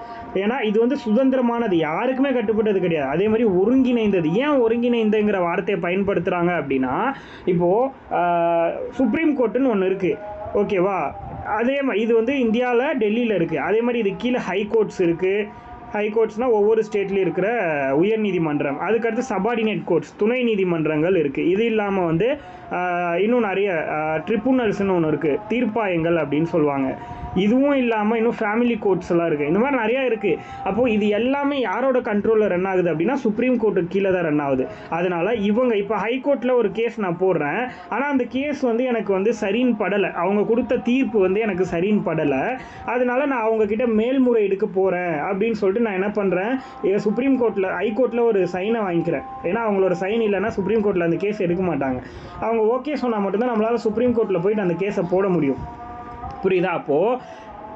இப்போது எப்படி இப்போ வந்து இந்தியாவில் இருக்கிற எல்லா பேங்க்கையும் எப்படி கண்ட்ரோல் பண்ணுறது வந்து ரிசர்வ் பேங்க் ஆஃப் இந்தியாவோ, அதே கான்செப்ட் தான் இந்தியாவில் இருக்கிற எல்லா ஹை கோர்ட்டு, எல்லா சபார்டினேட் கோர்ட்டு, ட்ரிபுனல்ஸ்னு எல்லாத்தையும் கண்ட்ரோல் பண்ணுறது இந்த சுப்ரீம் கோர்ட் தான். இவங்களுடைய ஒரு பதிலுக்கு நம்ம எல்லாருமே அடிமை தான் அப்படிங்கிற கான்செப்ட் தான் வந்து சுப்ரீம் கோர்ட்டு அப்படிங்கிறது. அதனால தான் அதை வந்து இன்டகிரேட்டட் ஜுடிக்கல் சிஸ்டம் அப்படிங்கிற வார்த்தையை இந்த இடத்துல யூஸ் பண்ணுறாங்க.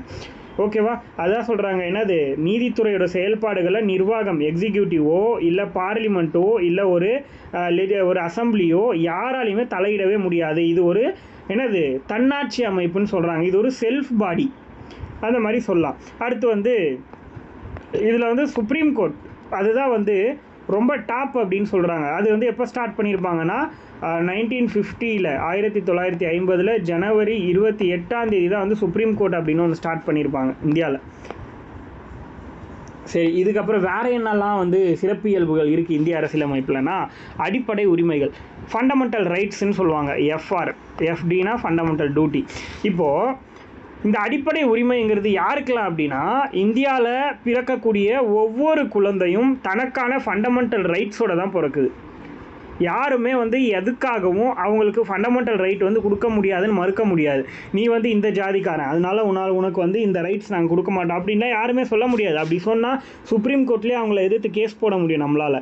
அதுதான் வந்து ஹேபியஸ் கார்பஸ்ன்னு ஒன்று சொல்லுவாங்க. ஒரு மனுஷனை வந்து அரெஸ்ட் பண்ணால் 24 மணி நேரத்துக்குள்ளே போயிட்டு கோர்ட்டில் ஒப்படைக்கணும். அப்படி இல்லாமல் போலீஸ் ஸ்டேஷனில் வந்து 24 மணி நேரத்துக்கு மேலே வச்சுருந்தா அதுதான் வந்து மனிதாபிமானமற்ற செயல் அப்படின்னு சொல்லிட்டு அதுக்கு பேர் தான் வந்து ஏபிஎஸ் கார்பஸ்ன்னு சொல்லுவாங்க. மேண்டமஸ் இந்த மாதிரி ஒரு 5 விஷயம் இருக்குது. இதெல்லாம் வந்து நம்ம சென்ட்ரல் கவர்மெண்ட் ஸ்டேட் கவர்மெண்ட் ரெண்டுத்துலேயும் நம்ம டீட்டெயிலாக படிப்போம் தனியாக. ஆர்டிகல் 32 ஆர்டிகல் 226ன்னு தனித்தனியாக நம்ம டீட்டெயிலாக படிப்போம். அதை வந்து நம்ம கான்ஸ்டியூஷனுக்குள்ளே போகும்போது நம்ம பார்த்துக்கலாம். இப்போ லெசன் வைஸ் போயிடலாம். ஓகே, இப்போது ஒவ்வொரு தனிநபரும் ஒரு குறிப்பிட்ட ஃபண்டமெண்டல் ரைட்ஸ் அனுபவிக்கிறதுக்கான விஷயங்களை வந்து இந்தியன் கான்ஸ்டியூஷன் வந்து கன்ஃபார்ம் பண்ணுறாங்க அப்படிங்கிறத கொடுத்துருக்காங்க. எங்கே இருக்குது இந்த ஃபண்டமெண்டல் ரைட்ஸ்னால், இந்தியன் கான்ஸ்டியூஷனில் மொத்தம் 25 பார்ட் இருக்குதுன்னு சொன்னோன்னா அதில் 3rd பார்ட்டில் இருக்கிறது தான் என்ன அப்படின்னா ஃபண்டமெண்டல் ரைட்ஸ் அப்படிங்கிறது. அதுக்கடுத்து ஃபண்டமெண்டல் ரைட்ஸுங்கிறது ஸ்டார்டிங்கில் 7 இருந்துச்சு. பட் ஆனால் என்ன ஆயிடுச்சுன்னா அதாவது ஃபண்டமெண்டல் ரைட்ஸுங்கிறது ஆர்டிகல் 12 இருந்து ஆர்டிகல் 35 வரைக்கும் இருக்கிறது தான் ஃபண்டமெண்டல் ரைட்ஸ்ன்னு சொல்லுவோம். இதில் மொத்தம் 7 ஃபண்டமெண்டல் ரைட்ஸ் இருந்துச்சு இந்த மொத்த ஆர்டிக்கல்லையும். அதில் என்ன ஆயிடுச்சுன்னா 31ன்ற ஆர்டிக்கலை ரிமூவ் பண்ணிட்டாங்க. அதுதான் வந்து ஆல்ரெடி நம்ம நேற்று கிளாஸில் பார்த்தோம். என்னது ரைட் டு ப்ராப்பர்ட்டின்னு ஒன்று பார்த்தோம், ஞாபகம் இருக்கா எல்லாருக்கும்? சொத்துரிமை அப்படின்னு சொல்லிட்டு அது என்ன பண்ணிட்டாங்கன்னா ஃபண்டமெண்டல் ரைட்ஸில் இருந்து எடுத்து சாதாரண ஒரு லீகல் ரைட்ஸாக கொடுத்துட்டாங்க, சாதாரண சட்ட உரிமையாக வச்சுட்டாங்க. அதனால நம்ம வந்து அது ஒன்று ரிமூவ் பண்ணிவிட்டு இப்போ வந்து 6 தான் இருக்குது ஃபண்டமெண்டல் ரைட்ஸ் அப்படின்னு சொல்கிறோம். அது எப்போ ரிமூவ் பண்ணாங்கன்னா 1978 44th கான்ஸ்டியூஷன் அமெண்ட்மெண்ட் ஆக்ட் மூலமாக அதை ரிமூவ் பண்ணியிருப்பாங்க அப்படிங்கிறத நம்ம தெரிஞ்சுக்கணும். ஸோ இப்போதைக்கு இருக்கிறது ஃபண்டமெண்டல் ரைட்ஸ் அப்படிங்கிறது 6 தான். 6 சாப்டரில் தனித்தனியாக பிரிச்சுருக்காங்க. என்னது? ரைட், ஈக்குவாலிட்டி, ஃபஸ்ட்டு எடுத்த உடனே ஈக்குவாலிட்டின்னு இருக்கும். அதுக்கப்புறம் வந்து ஃப்ரீடம், இந்த மாதிரி ஒவ்வொன்றும் நிறைய ரிலீஜியஸ், இந்த மாதிரி நிறைய டாப்பிக்கில் இருக்கும் அந்த 6மே. ஸோ அதை இங்கே கொடுத்துருக்காங்க பாருங்கள். சமத்துவத்திற்கான உரிமை, ஈக்குவாலிட்டி, சுதந்திரத்துக்கான உரிமை, அதுக்கடுத்து சுரண்டப்படுவதற்கு எதிரான உரிமை, மத வழிபாடு, இந்த மாதிரி வந்து 6 உரிமை இருக்குது. அதை பற்றி பார்ப்போம். ஸோ அது வந்து 7வதாக இருந்தது தொடக்கத்தில் 31ல் ஏங்கிற ஆர்டிக்கல் சொத்துரிமை, அது நீக்கப்பட்டுருச்சு. 44th அமெண்ட்மெண்ட் ஆக்ட் 1978 இங்கே கொடுத்துருக்காங்க. நம்ம இவ்வளோ நேரம் பேசினதை அது எங்கே கொண்டு போய் வச்சுட்டாங்க? 300 ஏங்கிற இடத்துல ஒரு லீகல் ரைட்ஸாக வச்சுட்டாங்க, சட்ட உரிமை அப்படிங்கிற பேரில் வச்சுட்டாங்கங்கிறத கொடுத்துருக்காங்க. அடுத்து இப்போது நம்ம பார்த்தோம் அடிப்படை உரிமைங்கிறது என்ன சொல்லலாம் அப்படின்னா அப்சொல்யூட் கிடையாது. நல்லா புரிஞ்சுக்கோங்க இந்த வார்த்தையை, இங்கிலீஷ் மீடியம் எழுதிக்கோங்க, இந்த இடத்துல இல்லை. அதாவது fundamental right is not absolute, அதாவது இது ஒரு முழுமையான விஷயம் கிடையாது. ஏன் அப்படின்னா இந்த ஃபண்டமெண்டல் ரைட்டை நம்ம எப்போ வேணாலும் அமெண்ட்மெண்ட் பண்ண முடியும், திருத்திக்க முடியும். அது இல்லாமல் எப்போ வேணாலும் ஃபண்டமெண்டல் ரைட்டில் எனக்கு ஏதாவது ஒரு பிரச்சனைனா நான் போய் ஹைகோர்ட்லேயோ சுப்ரீம் கோர்ட்லேயோ கேஸை போட்டு எனக்கு என்ன பிரச்சனைங்கிறத நான் இது பண்ணி எனக்கான சொல்யூஷனை நான் எடுத்துக்க முடியும். அப்போ என்ன பண்ண முடியும்? ஜுடிக்கல் சிஸ்டத்தால் எனக்கு நியாயம் கிடைக்க வைக்க முடியும். அதனால் நான் என்ன பண்ண முடியும்? ரைட் டு ப்ராப்பர்ட்டி மாதிரி ஏதாவது ஒரு விஷயத்தை ரிமூவ் பண்ணவும் முடியும். Article 21A right to education அப்படிங்கிற ஒரு விஷயத்தை உள்ளே ஆட் பண்ணவும் முடியும். அப்போ எப்படி இது வந்து கம்ப்ளீட்டாக வந்து அப்சொல்யூட்டுன்னு நம்மளால் சொல்ல முடியும்? முழுமையானது கிடையாது. தமிழில் எழுதிக்கோங்க. அதாவது அடிப்படை உரிமைகள்ங்கிறது முழுமையானவை கிடையாது. டீட்டெயிலாக நான் இதை பற்றி இன்னுமே நடத்துவேன். ஃபண்டமெண்டல் ரைட்ஸ் அப்படின்னு பார்ட் 3ல் வந்து ஒரு 1 hour கிளாஸ் போகும் நமக்கு. இந்த ஒரு பார்ட்டை 25 பார்ட்டில் பார்ட் 3 மட்டுமே 1 hour போகும். இந்த மாதிரி ஒவ்வொரு பார்ட்டுமே வந்து நம்ம வந்து மினிமம் 1 hour நடத்துவோம். 25 பார்ட்டும். இந்தியன் கான்ஸ்டியூஷன் அவ்வளோ இம்பார்ட்டன்ட், சீக்கிரமாக ஸ்டார்ட் பண்ணிடுவேன். அதுக்கடுத்து ஏன்னா இதிலிருந்து தான் வந்து எல்லா எக்ஸாமுக்குமே அதிகமான கொஷின் வர ஃபஸ்ட்டு சாப்டர் எதுனா அது இந்த சாப்டர் தான். ஓகே, ஒரு நபர் வந்து தனக்கு வந்து ஃபண்டமெண்டல் ரைட்டுங்கிறது மீறப்பட்டிருக்கு. அதாவது இப்போ எக்ஸாம்பிளுக்கு வந்து நான் வந்து ஒரு எஸ்சியில் இருக்கேன் அப்படின்னா என்னை வந்து ஒரு கோவிலுக்குள்ளே நுழைய விடலை அப்படின்னா நான் நேராக போயிட்டு இப்படி ஒரு விஷயம் எனக்கு நடந்துச்சுன்னு நம்ம ஹைகோர்ட்டில் தான் கேஸ் பண்ணணும்னு கிடையாது. நேராக டெல்லியில் போயிட்டு சுப்ரீம் கோர்ட்லேயே கேஸ் போடலாம். அப்படி போட்டோன்னா அந்த பிரச்சனை உடனே எடுத்து சால்வ் பண்ணி கொடுப்பாங்க. அது அவ்வளோ மிகப்பெரிய மோசமான ஒரு விஷயம். ஏன்னா இந்தியாவில் ஃபண்டமெண்டல் ரைட்டுங்கிறது ஒவ்வொருத்தரும் கிடைக்க வேண்டிய அடிப்படை உரிமை. அடிப்படைனா என்னது? ரொம்ப ரொம்ப பேசிக்கான ஒரு விஷயம். அது கிடைக்கலன்னா நாட்டுக்கே அவமானம். அதனால் கண்டிப்பாக இது வந்து நம்ம கிடைக்கல அப்படின்னா சுப்ரீம் கோர்ட்லேயே டேரெக்டாக கேஸ் போடலாம். அப்படி சுப்ரீம் கோர்ட்டில் நம்ம கேஸ் போடணுன்னா ஆர்டிகல் 32 யூஸ் பண்ணிக்கலாம். இன்கேஸ் ஹைகோர்ட்டில் நம்ம கேஸ் போடணுன்னா ஆர்டிகல் 226 யூஸ் பண்ணிக்கலாம். சும்மா எழுதி வச்சுக்கோங்க. பாருங்க கொடுத்துருக்காங்க, முழுமையானவை கிடையாது. ஏன்னா நாட்டோட பாதுகாப்பு தேவையை கருத்தில் கொண்டு சில நேரங்களில் தடை விதிக்கலாம் அப்படின்னு சொல்கிறாங்க. யூஸ் பண்ண முடியாது. இப்போ வந்து எனக்கு வந்து இப்போது இந்தியாவில் ஒரு பெரிய பிரச்சனை நடக்குது. என்னது, இந்தியாவுக்கும் பாகிஸ்தானுக்கும் ஃபைட் நடந்துகிட்ருக்கு. இப்போ போய் நான் வந்து நிம்மதியாக தூங்க விட மாட்டுறாங்க என்ன அப்படின்னு போய் கேஸ் போட முடியாது. ஏன்னா அந்த டைமுங்கிறது எமர்ஜென்சி. அந்த டைமில் நீ வந்து ஃபண்டமெண்டல் ரைட்ஸ் வந்து யாருக்குமே செல்லாது அப்படின்னு சொல்கிறாங்க. பட் அந்த டைம்லேயும் கூட ஒரு சில ஆர்டிக்கலை சஸ்பெண்ட் பண்ணவே முடியாது அப்படின்னு சொல்லுவாங்க. ஓகேவா? ஓகே. அதுக்கடுத்து வந்து எஜுகேஷன் ரைட்ஸ், கல்வி உரிமை. இந்தியாவோட கான்ஸ்டியூஷனில் 86வது சட்ட திருத்தம் 2002, 86th கான்ஸ்டியூஷனல் அமெண்ட்மெண்ட் ஆக்ட் 2002 என்ன சொல்லியிருப்பாங்க அப்படின்னா, ஆர்டிகல் 21A ஒரு புதிய ஃபண்டமெண்டல் ரைட் ஆர்டிக்கல் ஆட் பண்ணியிருப்பாங்க. என்னது, 6லேருந்து 14 வயசு வரை இருக்கக்கூடிய அனைத்து குழந்தைகளுக்கும் இலவச கட்டாய கல்வி, அதாவது என்னது ஃப்ரீ எஜுகேஷன் வந்து கண்டிப்பாக கொடுத்தே ஆகணும் அப்படிங்கிறத சொல்கிற ஒரு ஆர்டிக்கல் தான் வந்து ஆர்டிகல் 21A அப்படிங்கிறத சொல்கிறாங்க. இதை வந்து எந்த சட்டத்தின் மூலமாக கன்ஃபார்ம் பண்ணுறாங்க அப்படின்னா, சிறார் இலவச கட்டாய கல்வி சட்டம் 2009. ஓகேவா?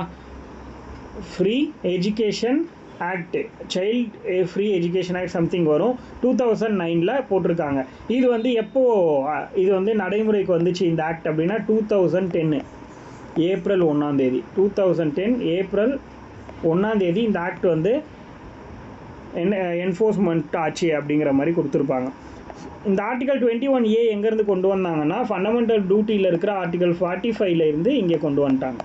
அதாவது அது ஒரு ஃபண்டமெண்டல் டியூட்டிங்கிறேன் டிபிஎஸ்பியில் இருந்து, அதாவது பார்ட் 4ல் டிபிஎஸ்பியில் இருந்த கான்செப்டை தூக்கிட்டு வந்து ஆர்டிகல் 21A ஃபண்டமெண்டல் ரைட்டாக வச்சுட்டாங்க. அப்போது 14 வயசு வரை இருக்கிற குழந்தைகளுக்கு ஃப்ரீ அண்ட் ஃபேர் எஜுகேஷன் கொடுக்கணும் அப்படிங்கிறது ரொம்ப முக்கியமான அடிப்படையான தேவை அப்படிங்கிறத இந்த இடத்துல நமக்கு புரிய வைக்கிறாங்க. அடுத்து டிபிஎஸ்பி, அரசின் வழிகாட்டு நெறிமுறைகள். இது வந்து பார்ட் 4ல் இருக்கும் இந்தியன் கான்ஸ்டியூஷனோட பார்ட் 4ல் இருக்கிறது தான் டிபிஎஸ்பிங்கிறது. இது என்ன அப்படின்னா, கவர்மெண்ட்டுக்கு இதெல்லாம் பண்ணால் நல்லது அப்படிங்கிறத சொல்கிறதுக்காக ஒரு வழிகாட்டு நெறிகளை கொடுக்குறது. புரியுதா? ஜஸ்ட் ஒரு அறிவுறுத்தல் தான் கொடுப்பாங்க. இவங்க கட்டுப்படுத்தாது கவர்மெண்ட்டை, ஜஸ்ட் வந்து ஒரு அறிவுறுத்தல் மாதிரி கொடுப்பாங்க, அவ்வளோதான் இவங்களோட வேலையே, வேறு எதுவும் கிடையாதுன்னு சொல்கிறாங்க. இந்திய அரசமைப்போட தனித்தன்மை வாய்ந்த கூறுகளில் ஒன்று இந்த டிபிஎஸ்பி அப்படிங்கிறது, directive principles of state policy. இது வந்து பார்த்தோன்னா இந்தியாவில் சோஷியோ எக்கானமிக் நீதியை வந்து நிலைநாட்டும் வண்ணம் அரசு அவற்றை அமலாக்கம் செய்யறதுக்கான வழிகாட்டு. இது வந்து பார்த்தோன்னா 3ஆக பிரிப்பாங்க. நம்ம தனியாக படிக்கணும் அப்படின்னா சோஷியலிஸ்ட்டு, காந்தியனு, அப்புறம் வந்து இன்னொரு பாட்டு மொத்தம் 3ஆக பிரிப்பாங்க. இதை 3ஆக பிரித்து அதில் இருக்கிற ஆர்டிக்கல் பார்ப்பாங்க. இது என்னென்னா, ஆர்டிக்கல் 36 இருந்து 51 வரைக்குமான ஆர்டிக்கல் இதை பற்றி பேசுது. இது ரொம்ப தெளிவாக படிக்கணும் இந்த ஆர்டிக்கல் எல்லாமே. 36 என்ன, 37 என்ன, 38 என்ன, 39 ABCDன்னு நிறையா இருக்கும்.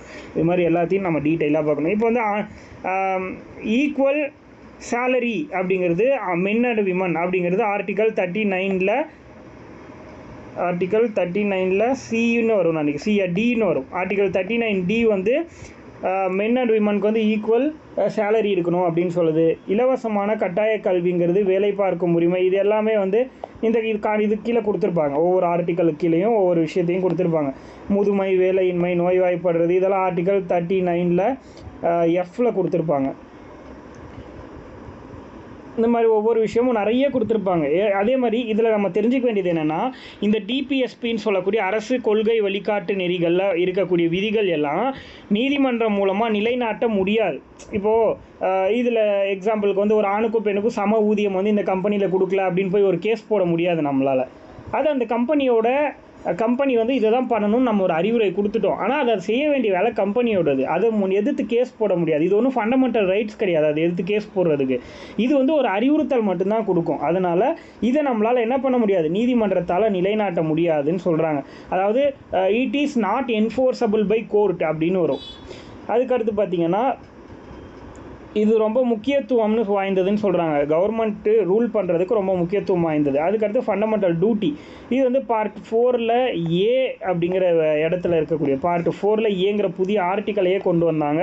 44th அமெண்ட்மெண்ட் 1976ல் ஸ்வரன் சிங் கமிட்டி அப்படின்னு ஒரு கமிட்டி போட்டாங்க. அந்த கமிட்டி தான் 1976 அந்த ஸ்வரன் சிங் கமிட்டி மூலமாக தான் ஃபண்டமெண்டல் டியூட்டி அப்படின்னு ஒன்று ஆட் பண்ணுறாங்க இந்தியன் கான்ஸ்டியூஷனில். அது என்ன ஃபண்டமெண்டல் டியூட்டி அப்படின்னா, 51A ஒரு ஆர்டிக்கலை பார்ட் 4A ஆட் பண்ணிட்டாங்க. இது ஆட் பண்ணதுக்கு காரணம் தான் Swaran Singh committee 42nd constitution amendment act 1976 போடப்பட்ட கமிட்டி தான் வந்து சொரன் சிங் கமிட்டி. ஃபண்டமெண்டல் டியூட்டின்னு ஒன்று இந்தியா கொண்டு வந்து எத்தனை ஃபண்டமெண்டல் டியூட்டி மொத்தமாக இருக்குன்னா, இது உருவானப்போ, அதாவது இந்த 1976 ஃபண்டமெண்டல் டியூட்டின்னு ஒன்று உருவானப்போ 10 ஃபண்டமெண்டல் டியூட்டி தான் இருந்துச்சு மொத்தம். பட் இப்போ எத்தனை இருக்குன்னா 11 ஃபண்டமெண்டல் டியூட்டி இருக்குது. ஏன் 11 இருக்குன்னா 2002 86th அமெண்ட்மெண்ட் ஆக்ட் மூலமாக என்ன பண்ணாங்கன்னா புதுசாக ஒரு ஆர்டிக்கலை உள்ளே கொண்டு வந்தாங்க. என்ன அப்படின்னா 51A ஜே வரைக்கும் தான் ஆர்டிக்கல் இருந்துச்சு. கேன்னு ஒரு ஆர்டிக்கல் புதுசாக கொண்டு வந்தாங்க. 51A கேன்னு ஒரு ஆர்டிக்கல். அந்த ஆர்டிக்கல் தான் என்ன அப்படின்னா இங்கே இருக்குது பாருங்கள். 51A கே 51A அப்படிங்கிறது காமன் இந்த பார்ட் மொத்தமும். அதில் ஸ்மால் கேங்கிற ஆர்டிக்கல் தான் 6லேருந்து 14 வயசு வரை இருக்கிற குழந்தைங்களுக்கு கண்டிப்பாக அந்த குழந்தையுடைய பெற்றோரோ இல்லைனா பாதுகாவலரோ கல்வியை கொடுத்தே ஆகணும் அப்படின்னு சொல்கிற ஆர்டிக்கல் 51A கே. அது அவங்களோட கடமை. அடுத்து வந்து கூட்டாட்சி அல்லது ஒற்றையாட்சி. இந்தியாங்கிறது கூட்டாட்சியா இல்லை ஒற்றையாட்சியா, அதாவது ஃபெடரலிசமா இல்லைனா வந்து என்னது சிங்கிளாக நடக்கிற ஒரு ஆட்சியா அப்படின்ற மாதிரி கேட்குறாங்க. இதுக்கான ஆன்சர் என்னென்னா, இது ஒரு ஃபெடரலிசமும் கிடையாது, இது ஒரு சிங்கிளாக நடத்தக்கூடிய ஒரு ஆட்சியும் கிடையாதுன்னு சொல்கிறாங்க. ஏன் அப்படின்னா சென்ட்ரல் கவர்மெண்ட்டுன்னு சொல்லக்கூடிய ஒரு தனியான ஒரு ஆட்சியும் இருக்குது. அதே மாதிரி சென்ட்ரல் கவர்மெண்ட்டும் ஸ்டேட் கவர்மெண்ட்டும் சேர்ந்து நடத்துகிற கூட்டாட்சியும் இருக்குது. இப்போ எமர்ஜென்சி பீரியடில் சென்ட்ரல் கவர்மெண்ட்டே மொத்த ரூலையும் எடுத்துக்கும், ஸ்டேட் கவர்மெண்ட்டால் எதுவுமே பண்ண முடியாது. பட் ஆனால் நார்மல் டைமில் ஒவ்வொருத்தவங்களுக்கும் தனித்தனியான விஷயம் இருக்குது. அப்போது இந்தியன் கவர்மெண்ட்டுங்கிறது என்ன சொல்லுவாங்க அப்படின்னா செமி ஃபெடரலிசம் அப்படின்னு சொல்லுவாங்க. புரியுதா? செமினா இது ஒரு அரைகுறையான கூட்டாட்சி அப்படின்னு சொல்லுவாங்க. அதுக்கடுத்து நீதி சீராய்வு ஆர்டிகல் 13. இப்போ வந்து இந்தியன் கான்ஸ்டியூஷன் படி அதில் ஏதாவது ஒரு இப்போது பார்லிமெண்ட் வந்து ஒரு சட்டத்தை போடுறாங்க அப்படின்னா அந்த சட்டத்தை இன்கேஸ் பாருங்கள், பார்லிமெண்ட் போடுற ஒரு சட்டம் வந்து கான்ஸ்டியூயன்சி, அதாவது அரசியலமைப்பில் இருக்கிற ஃபண்டமெண்டலான ஏதோ ஒரு விஷயத்துக்கு வந்து தவறாப்படுது அப்படின்னு தோணுச்சுன்னா அந்த சட்டத்தையே செல்லாததாக்குற அதிகாரம் வந்து நீதி சீராய்வு அப்படின்னு சொல்கிறாங்க. ஜுடிக்கல் ரிவ்யூ அப்படின்னு சொல்கிறாங்க. இது வந்து யாரால் பண்ண முடியும்னா சுப்ரீம் கோர்ட்டால் பண்ண முடியும். ஒரு ஸ்டேட் கவர்மெண்ட்டாக இருந்தால் ஹைகோர்ட்டால் பண்ண முடியும். அடுத்து வந்து இந்திய குடியுரிமை சிட்டிசன்ஷிப் ஆக்ட் வந்து 1955. இதில் நிறைய டைப்பு, ஒரு 5 டைப் ஆஃப் சிட்டிசன்ஷிப் இருக்குது. நம்ம வாங்குறதுக்கு 5 டைப்பு. அதே மாதிரி நம்ம சிட்டிசன்ஷிப் வந்து நம்மக்கிட்ட இருந்து வெளியே போகிறதுக்கு 3 டைப் இருக்குது. மொத்தம் 3 இது தனித்தனியாக நம்ம 8th புக்கில் டீட்டெயிலாக படிப்போம்.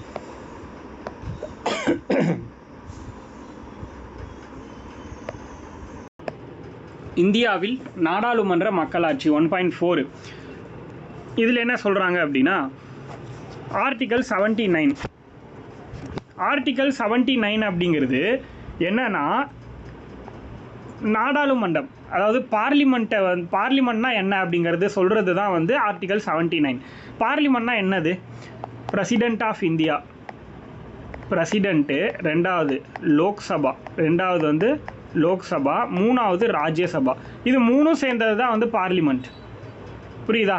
இது 3 பிரசிடென்ட்டு, லோக்சபா, ராஜ்யசபா, இவங்க 3 பேரும் சேர்ந்ததுக்கு பேர் தான் பார்லிமெண்ட். அதை பற்றி பேசுகிற ஆர்டிகல் 79 அப்படிங்கிறது தெரியணும். பாருங்கள், குடியரசுத் தலைவர் மற்றும் ஈரவைகளை கொண்டது. அதாவது 2 ஹவுசஸ், ஒன்று அப்பர் ஹவுஸு, இன்னொன்று லோயர் ஹவுஸு. இது வந்து பார்த்திங்கன்னா இப்போது ஒரு டேட்டெல்லாம் மென்ஷன் பண்ணிடுவாங்க. சரி, அதை நம்ம அப்படியே பின்னாடி பார்ப்போம், ஒரே இடத்துல பார்க்க வேண்டாம். ஒரு கூட்டாட்சியில் வந்து நாடாளுமன்றம் அப்படிங்கிறது, அதாவது ஒரு ஃபெடரலிசம் பொறுத்த வரைக்கும் பார்லிமெண்ட் அப்படிங்கிறது 2 சீட்ஸ், அதாவது ஒரு 2 அவைகள் இருக்கணும், 2 ஹவுஸ் இருக்கணும். அப்படி இருந்தால் தான் அது வந்து ஒரு ஃபெடரலிசமாக இருக்கும் அப்படின்றத சொல்ல வராங்க. மேலவை அப்படிங்கிறது என்னென்னா நம்ம ராஜ்யசபான்னு சொல்கிறோம் இல்லையா, அதுதான் மேலவை. எப்போ ராஜ்யசபான்னு அதுக்கு பேர் வந்துச்சு அப்படின்னா அது ரொம்ப முக்கியம். ஃபஸ்ட்டு 1952 ஏப்ரல் 3 இது வந்து உருவாகுது. ஏப்ரல் 3, 1952 மேலவைன்னு ஒன்று உருவாகுது. அப்போ அதுக்கு பேர் என்னென்னா ஹவுஸ் ஆஃப், அதாவது கீழே வைக்க பேர் ஹவுஸ் ஆஃப் பீப்புளு, மேலே வைக்க பேர் வந்து ஹவுஸ் ஆஃப், அது ஆக்சுவலி என்ன சொல்லுவாங்க அப்படின்னா வெயிட் பண்ணுங்கள், அது மட்டும் நான் சொல்கிறேன்.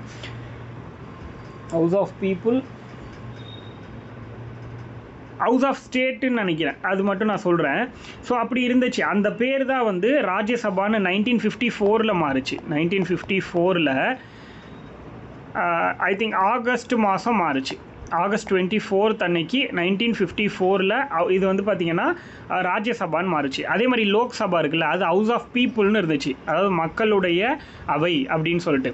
அது எப்போ வந்து லோக்சபை அப்படின்னு மாறுச்சுன்னா 1954 மே மாதம் மாறுச்சு.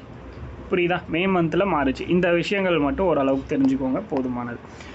அதுக்கடுத்து இப்போது நம்ம நாட்டில் என்ன டைப் ஆஃப் சிஸ்டம் அப்படின்னா பார்லிமெண்ட்ரி ஃபார்ம் ஆஃப் கவர்மெண்ட் தான் நம்ம நாட்டில் இருக்குது, நாடாளுமன்ற முறை அரசாங்கம் அப்படின்னு சொல்கிறோம். அதே அமெரிக்காவில் என்ன அரசாங்கம் இருக்குது அப்படின்னா பிரசிடென்ஷியல் ரூல் ஆஃப் கவர்மெண்ட் அப்படின்னு சொல்கிறாங்க. அதாவது குடியரசுத் தலைவர் ஆட்சி, அதிபர். ஏன்னா அமெரிக்காவில் வந்து நம்ம அமெரிக்க அதிபர் ட்ரம்ப் அப்படின்னு தானே சொல்கிறோம். அதுதான் வந்து பிரசிடென்ட்ஸ். டேரெக்டாக வந்து பிரசிடென்ட்டே வந்து பீப்புள், மக்களால் ஓட்டு போட்டு தேர்ந்தெடுக்கப்படுறது தான் வந்து என்னென்னா குடியரசுத் தலைவர் முறை அரசு. பட் ஆனால் நம்ம ஊரில் பிரசிடென்ட்டை நம்மளாக தேர்ந்தெடுக்கிறோம். நம்ம வந்து ஹவுஸ் ஆஃப் பீப்புள், அதாவது லோக்சபாவுடைய மெம்பர்ஸை நம்ம சூஸ் பண்ணுறோம். அவங்கெல்லாம் ஓட்டு போட்டு பிரசிடென்ட்டை சூஸ் பண்ணுறாங்க. அது இன்டைரக்ட் எலெக்ஷன். புரியுதா? ஸோ அடுத்தது பார்லிமெண்ட் அப்படிங்கிறது ஒவ்வொரு நாட்டிலையும் ஒவ்வொரு பேர். இப்போ இங்கிலாந்தில் இருக்கிறது நாடாளுமன்றம்ங்கிறது பேர், அதனால தான் நமக்கும் நாடாளுமன்றம்னு பேர். இதுவே வந்து பார்த்திங்கன்னா இஸ்ரேலில் வந்து பார்லிமெண்ட்டோட பேர் வந்து நெஸ்டாங் சம்திங் ஒன்று வரும், நொஸ்டாக்கோ ஏதோ ஒன்று வரும், அந்த பேர் வரும். அதே மாதிரி ஒவ்வொரு நாட்டுக்கும் ஒவ்வொரு பெயர்கள் வந்து பார்லிமெண்ட்டுக்கு வச்சுருப்பாங்க. அந்த மாதிரி இந்தியாவுக்கு வந்து நாடாளுமன்றம் அப்படின்னு சொல்கிறோம் நம்ம. ஸோ நாடாளுமன்றம்னாலே ஆர்டிகல் 79 படி பிரசிடென்ட்டு, ராஜ்யசபா, லோக்சபா இந்த மூணும் சேர்ந்தது தான். யார் பிரசிடென்ட்டு? பார்லிமெண்ட்டுடைய ராஜ்யசபாவும் லோக்சபாவும் அதில் இருக்கிற மெம்பர்ஸ் இருப்பாங்க இல்லையா, அவங்க எல்லாரும் ஓட்டு போடுவாங்க. ப்ளஸ் அவங்க மட்டும் இல்லாமல் இந்த பார்லிமெண்ட்டில் இருக்கிற, அதாவது ராஜ்யசபா லோக்சபாவில் இருக்கிற மெம்பர்ஸும், அதாவது அதில் போட்டியிடக்கூடிய நபர்கள் மட்டும்தான். அதாவது 2 டைப் ஆஃப் பீப்புள் இருக்காங்க. நான் ஃபஸ்ட்டு பிரசிடெண்ட்டை சொல்கிறதுக்கு முன்னாடி ராஜ்யசபா லோக்சபாவை பற்றி டீட்டெயிலாக எக்ஸ்பிளைன் பண்ணிடுறேன். இப்போது மொத்தமாக ராஜ்யசபாவில் எத்தனை பேர் இருப்பாங்கன்னா 250 நபர்கள் இருப்பாங்க. ஓகேவா? 250 சீட்டு. லோக்சபானா 552 சீட்டு இருக்கும். இது எல்லாரும் தெரிஞ்சுக்கோங்க. இப்போது இந்த 250ல் 238 பேர் வந்து அந்தந்த ஸ்டேட்டில் இருக்கிற ஸ்டேட் கவர்மெண்ட்டோடைய அசம்பிளி இருக்குல்ல, ஒரு மாநிலத்தோட சட்டமன்றம். இப்போ நம்ம ஸ்டேட்டில் வந்து ஸ்டாலினும் ப்ளஸ் மினிஸ்டர்ஸ்லாம் இருக்காங்க இல்லையா, இவங்க எல்லாரும் சேர்ந்து இந்த 238 பேரை தேர்ந்தெடுப்பாங்க. புரியுதா? 238 பேரை தேர்ந்தெடுக்கிறது யாருன்னா அவங்க ஸ்டேட்டில். இப்போ எக்ஸாம்பிளுக்கு வந்து நம்ம ஸ்டேட்லேருந்து ராஜ்யசபாவுக்கு 18 பேர் அனுப்புகிறோம். ஓகேவா? ராஜ்யசபாவுக்கு தமிழ்நாட்டிலேருந்து எத்தனை பேர் போகிறாங்கன்னா 18 பேர். அதிகபட்சமாக உத்தரப்பிரதேசத்துலேருந்து ராஜ்யசபாவுக்கு 31 பேர் போகிறாங்க. ஓகேங்களா? அப்போ 18 பேர் போகிறாங்க. இந்த 18 பேரையும் யாரை நம்ம வந்து ராஜ்யசபா மெம்பராக அனுப்பலாம் அப்படிங்கிறத நம்ம ஸ்டேட் கவர்மெண்ட்டில் இருக்கக்கூடிய அந்த அசம்பிளி, அவங்க தான் சட்டமன்றம் தான் முடிவு பண்ணி அனுப்பி வைக்கும் 18 பேரையும். புரியுதா? இதுதான் மாநிலங்களவையோட உறுப்பினர்கள் 18 நபர்கள். இந்த 18 பேர் இந்த மாதிரி ஒவ்வொரு ஸ்டேட்லேருந்து மொத்தமாக 238 பேர் அப்பாயின்ட் பண்ணுறாங்க. ப்ளஸ் ஒரு 12 மெம்பர்ஸ் யார் அப்படின்னா பிரசிடெண்ட்டால் நியமிக்கப்படுறவங்க, அப்பாயிண்டட் பை பிரசிடெண்ட். 12 மெம்பர்ஸ் இவங்க வந்து டேரெக்டாக பிரசிடெண்ட்டால் சூஸ் பண்ணப்படுவாங்க. இதுக்கு வந்து ஹெல்ப்ஃபுல்லாக யார் இருப்பாங்கன்னா மினிஸ்ட்ரி இருக்கும், அவ்வளோதான், வேறு ஒன்றும் கிடையாது. இந்த 12 பேர் யார் அப்படின்னா, இப்போ வந்து இளையராஜா வந்து எம்பியாக இருக்கார். எப்படி? அதாவது ஏதாவது ஒரு துறையில் பெரிய லெவலில் சாதித்தவங்க இருப்பாங்க இல்லையா, அவங்கள வந்து இந்த 12 நபர்களாக கொண்டு வருவார். புரியுதுங்களா? யார்? பிரசிடெண்ட்டு தான் அப்பாயின்ட் பண்ணுவார். இது சேர்ந்தது தான் 250 பேர். இப்போது பிரசிடெண்ட்டுக்கு ஓட்டு போடணும்ல, குடியரசுத் தலைவரை தேர்ந்தெடுக்கக்கூடிய ஓட்டில் இந்த 238 பேர் தான் ஓட்டு போட முடியும். இந்த 12 பேரும் நியமனம் பண்ணவங்க, அப்பாயிண்ட் பண்ணவங்க. அதனால இந்த 12 பேர் வந்து எலிஜிபிள் கிடையாது பிரசிடெண்ட்டுக்கு ஓட்டு போடுறதுக்கு. இந்த 238 பேர் மட்டும்தான் எலிஜிபிள். ஓகேவா? அதுக்கு அடுத்தது இந்த மாநிலங்களவைன்னு சொல்லக்கூடிய ராஜ்யசபா, இது ஒரு பெர்மனன்ட் பாடி, இது ஒரு நிரந்தர அமைப்பு. இதை வந்து கலைக்கவே முடியாது, அபாலிஷ் பண்ணவே முடியாது. ஏன் அப்படின்னா இது நிரந்தர அவைங்கிறத நம்ம பார்த்துட்டோம். அடுத்தது இதில் ஒரு பர்சனை வந்து அப்பாயிண்ட் பண்ணுறோம் அப்படின்னா அவங்களோட பீரியட் ஆஃப் டைம், பதவிக்காலம் எவ்வளோ வருஷம்னா 6 வருஷம். மொத்தம் 6 ஆண்டுகள் இவங்களுடைய பதவிக்காலம். அடுத்தது மொத்த மாநிலங்களோட இதோட மொத்த உறுப்பினர்கள் 6 ஆண்டுகள் மொத்தமானு சொன்னோம் இல்லையா. ஆனால் மூணில் ஒரு பங்கு உறுப்பினர்கள் 1/3 ஆஃப் மெம்பர்ஸ் வந்து ஒவ்வொரு 2 இயர்ஸ்க்கு ஒன்ஸ் வந்து ரிட்டையர் ஆயிடுவாங்க. ரிட்டையர்னா 2 வருஷத்துக்கு ஒரு தடவை 1/3 ஆஃப் பீப்புள் வந்து வெளியே போயிடுவாங்க. புதுசாக ஒரு செட் ஆஃப் பீப்புளை எடுப்பாங்க. திருப்பி அதுலேருந்து 1/3 ஆஃப் வெளில போகும்போது இன்னொரு இதுக்கு முன்னாடி போனவங்க உள்ளே வந்துடுவாங்க. இந்த மாதிரி போயிட்டு வந்து 3 தடவை ஆட்சியில் இருப்பாங்க. மொத்தம் 6 வருஷம். புரியுதா? ஒரு பர்சன் 6 வருஷம் ஆட்சியில் இருப்பார். ஒவ்வொரு வருஷமும் 1/3 ஆஃப் பீப்புளை வெளியே அனுப்பிட்டு புதுசாக ஒரு 1/3 ஆஃப் பீப்புளை எடுப்பாங்க. அதே மாதிரி 2 வருஷத்துக்கு ஒரு டைம் வந்து இந்த மாதிரி சேஞ்ச் பண்ணிகிட்டே இருப்பாங்க. புரியுதா? ஸோ இந்த 2 வருஷத்தில் போனவன் 2 வருஷம் கழித்து திருப்பி 3ஆவதாக 2 வருஷத்தில் உள்ளே வருவான். அந்த மாதிரி மாறி வரும். அப்படி தான் வந்து ராஜ்யசபா ரன் ஆகுது. அடுத்து லோக்சபாவில் மொத்தம் 552 பேர். அதில் 550 பேர் வந்து மக்களால் தேர்ந்தெடுக்கப்படுறவங்க. அதாவது டைரெக்டாக நாடாளுமன்ற தேர்தல் இப்போ லாஸ்ட்டாக 2024 நடந்துச்சு இல்லையா, அந்த தேர்தல் இப்போ சூஸ் பண்ணாங்கல்ல, அதில் 550 பேர் ப்ளஸ் வந்து ஒரு 2 பேர் ஆங்கிலோ இந்தியனை சூஸ் பண்ணுவார். யாருன்னா பிரசிடென்ட் டைரெக்டாக அப்பாயின்ட் பண்ணுறவங்க. இப்போது இந்த 550 பேர் தான் யார் அப்படின்னா பிரசிடென்ட் எலெக்ஷனில் ஓட்டு போடுறவங்க. இந்த 2 பேரும் போட முடியாது. ஏன்னா இது பிரசிடென்ட்டால் ஆங்கிலோ இந்தியனை அப்பாயின்ட் பண்ணது. பட் இந்த ஆங்கிலோ இந்தியன் அப்படிங்கிறவங்க இப்போ கிடையாது. 2019 December 10 104th constitutional amendment act 104வது அரசியலமைப்பு சட்ட திருத்தத்தின்படி அப்படி ஒரு விஷயத்தையே ரிமூவ் பண்ணிட்டாங்க. புரியுதுங்களா? ஆங்கிலோ இந்தியன் அப்பாயின்மெண்ட்டுங்கிற விஷயத்தையே ரிமூவ் பண்ணிட்டாங்க. இப்போ அது கிடையாது. அப்போது 550 பேருங்கிறது இப்போ வந்து 550 கிடையாது. 550ங்கிறது எப்படி பிரிப்பாங்கன்னா 530 பேரை வந்து ஸ்டேட்ஸில் இருந்தும் 530 ஸ்டேட்ஸில் இருந்தும் 20 பேரை வந்து யூனியன் டெரிட்டாரியிலேருந்து சூஸ் பண்ணிட்டு இருந்தாங்க மொத்தம். புரியுதா? 20 பேரை. அப்போ 550 பேர் ரவுண்டாக இருக்கும். பட் ஆனால் இப்போ என்ன ஆயிடுச்சு அப்படின்னா இது வந்து 550ங்கிறது 545 மாறிடுச்சு. 545 மாறிடுச்சு. ஏன் அப்படின்னா இந்த 530 கரெக்டாக இருக்குது. பட் ஆனால் இந்த ஸ்டேட்ஸ்லேருந்து 530 மீதி இருக்கிற 20 பேரில் 13 பேரை தான் வந்து இதுலேருந்து சூஸ் பண்ணுறாங்க யூனியன் டெரிட்டாரியிலேருந்து. அதனால அது குறைஞ்சிச்சு. ப்ளஸ் 2 குறைஞ்சிச்சு. இப்போ அந்த ஆங்கிலோ இந்தியனும் தூக்குனதுனால இனிமேல் வந்து லோக்சபாவோட மெம்பர்ஸ் எத்தனை பேர்னா 543 மெம்பர்ஸ் மட்டும்தான். புரியுதா?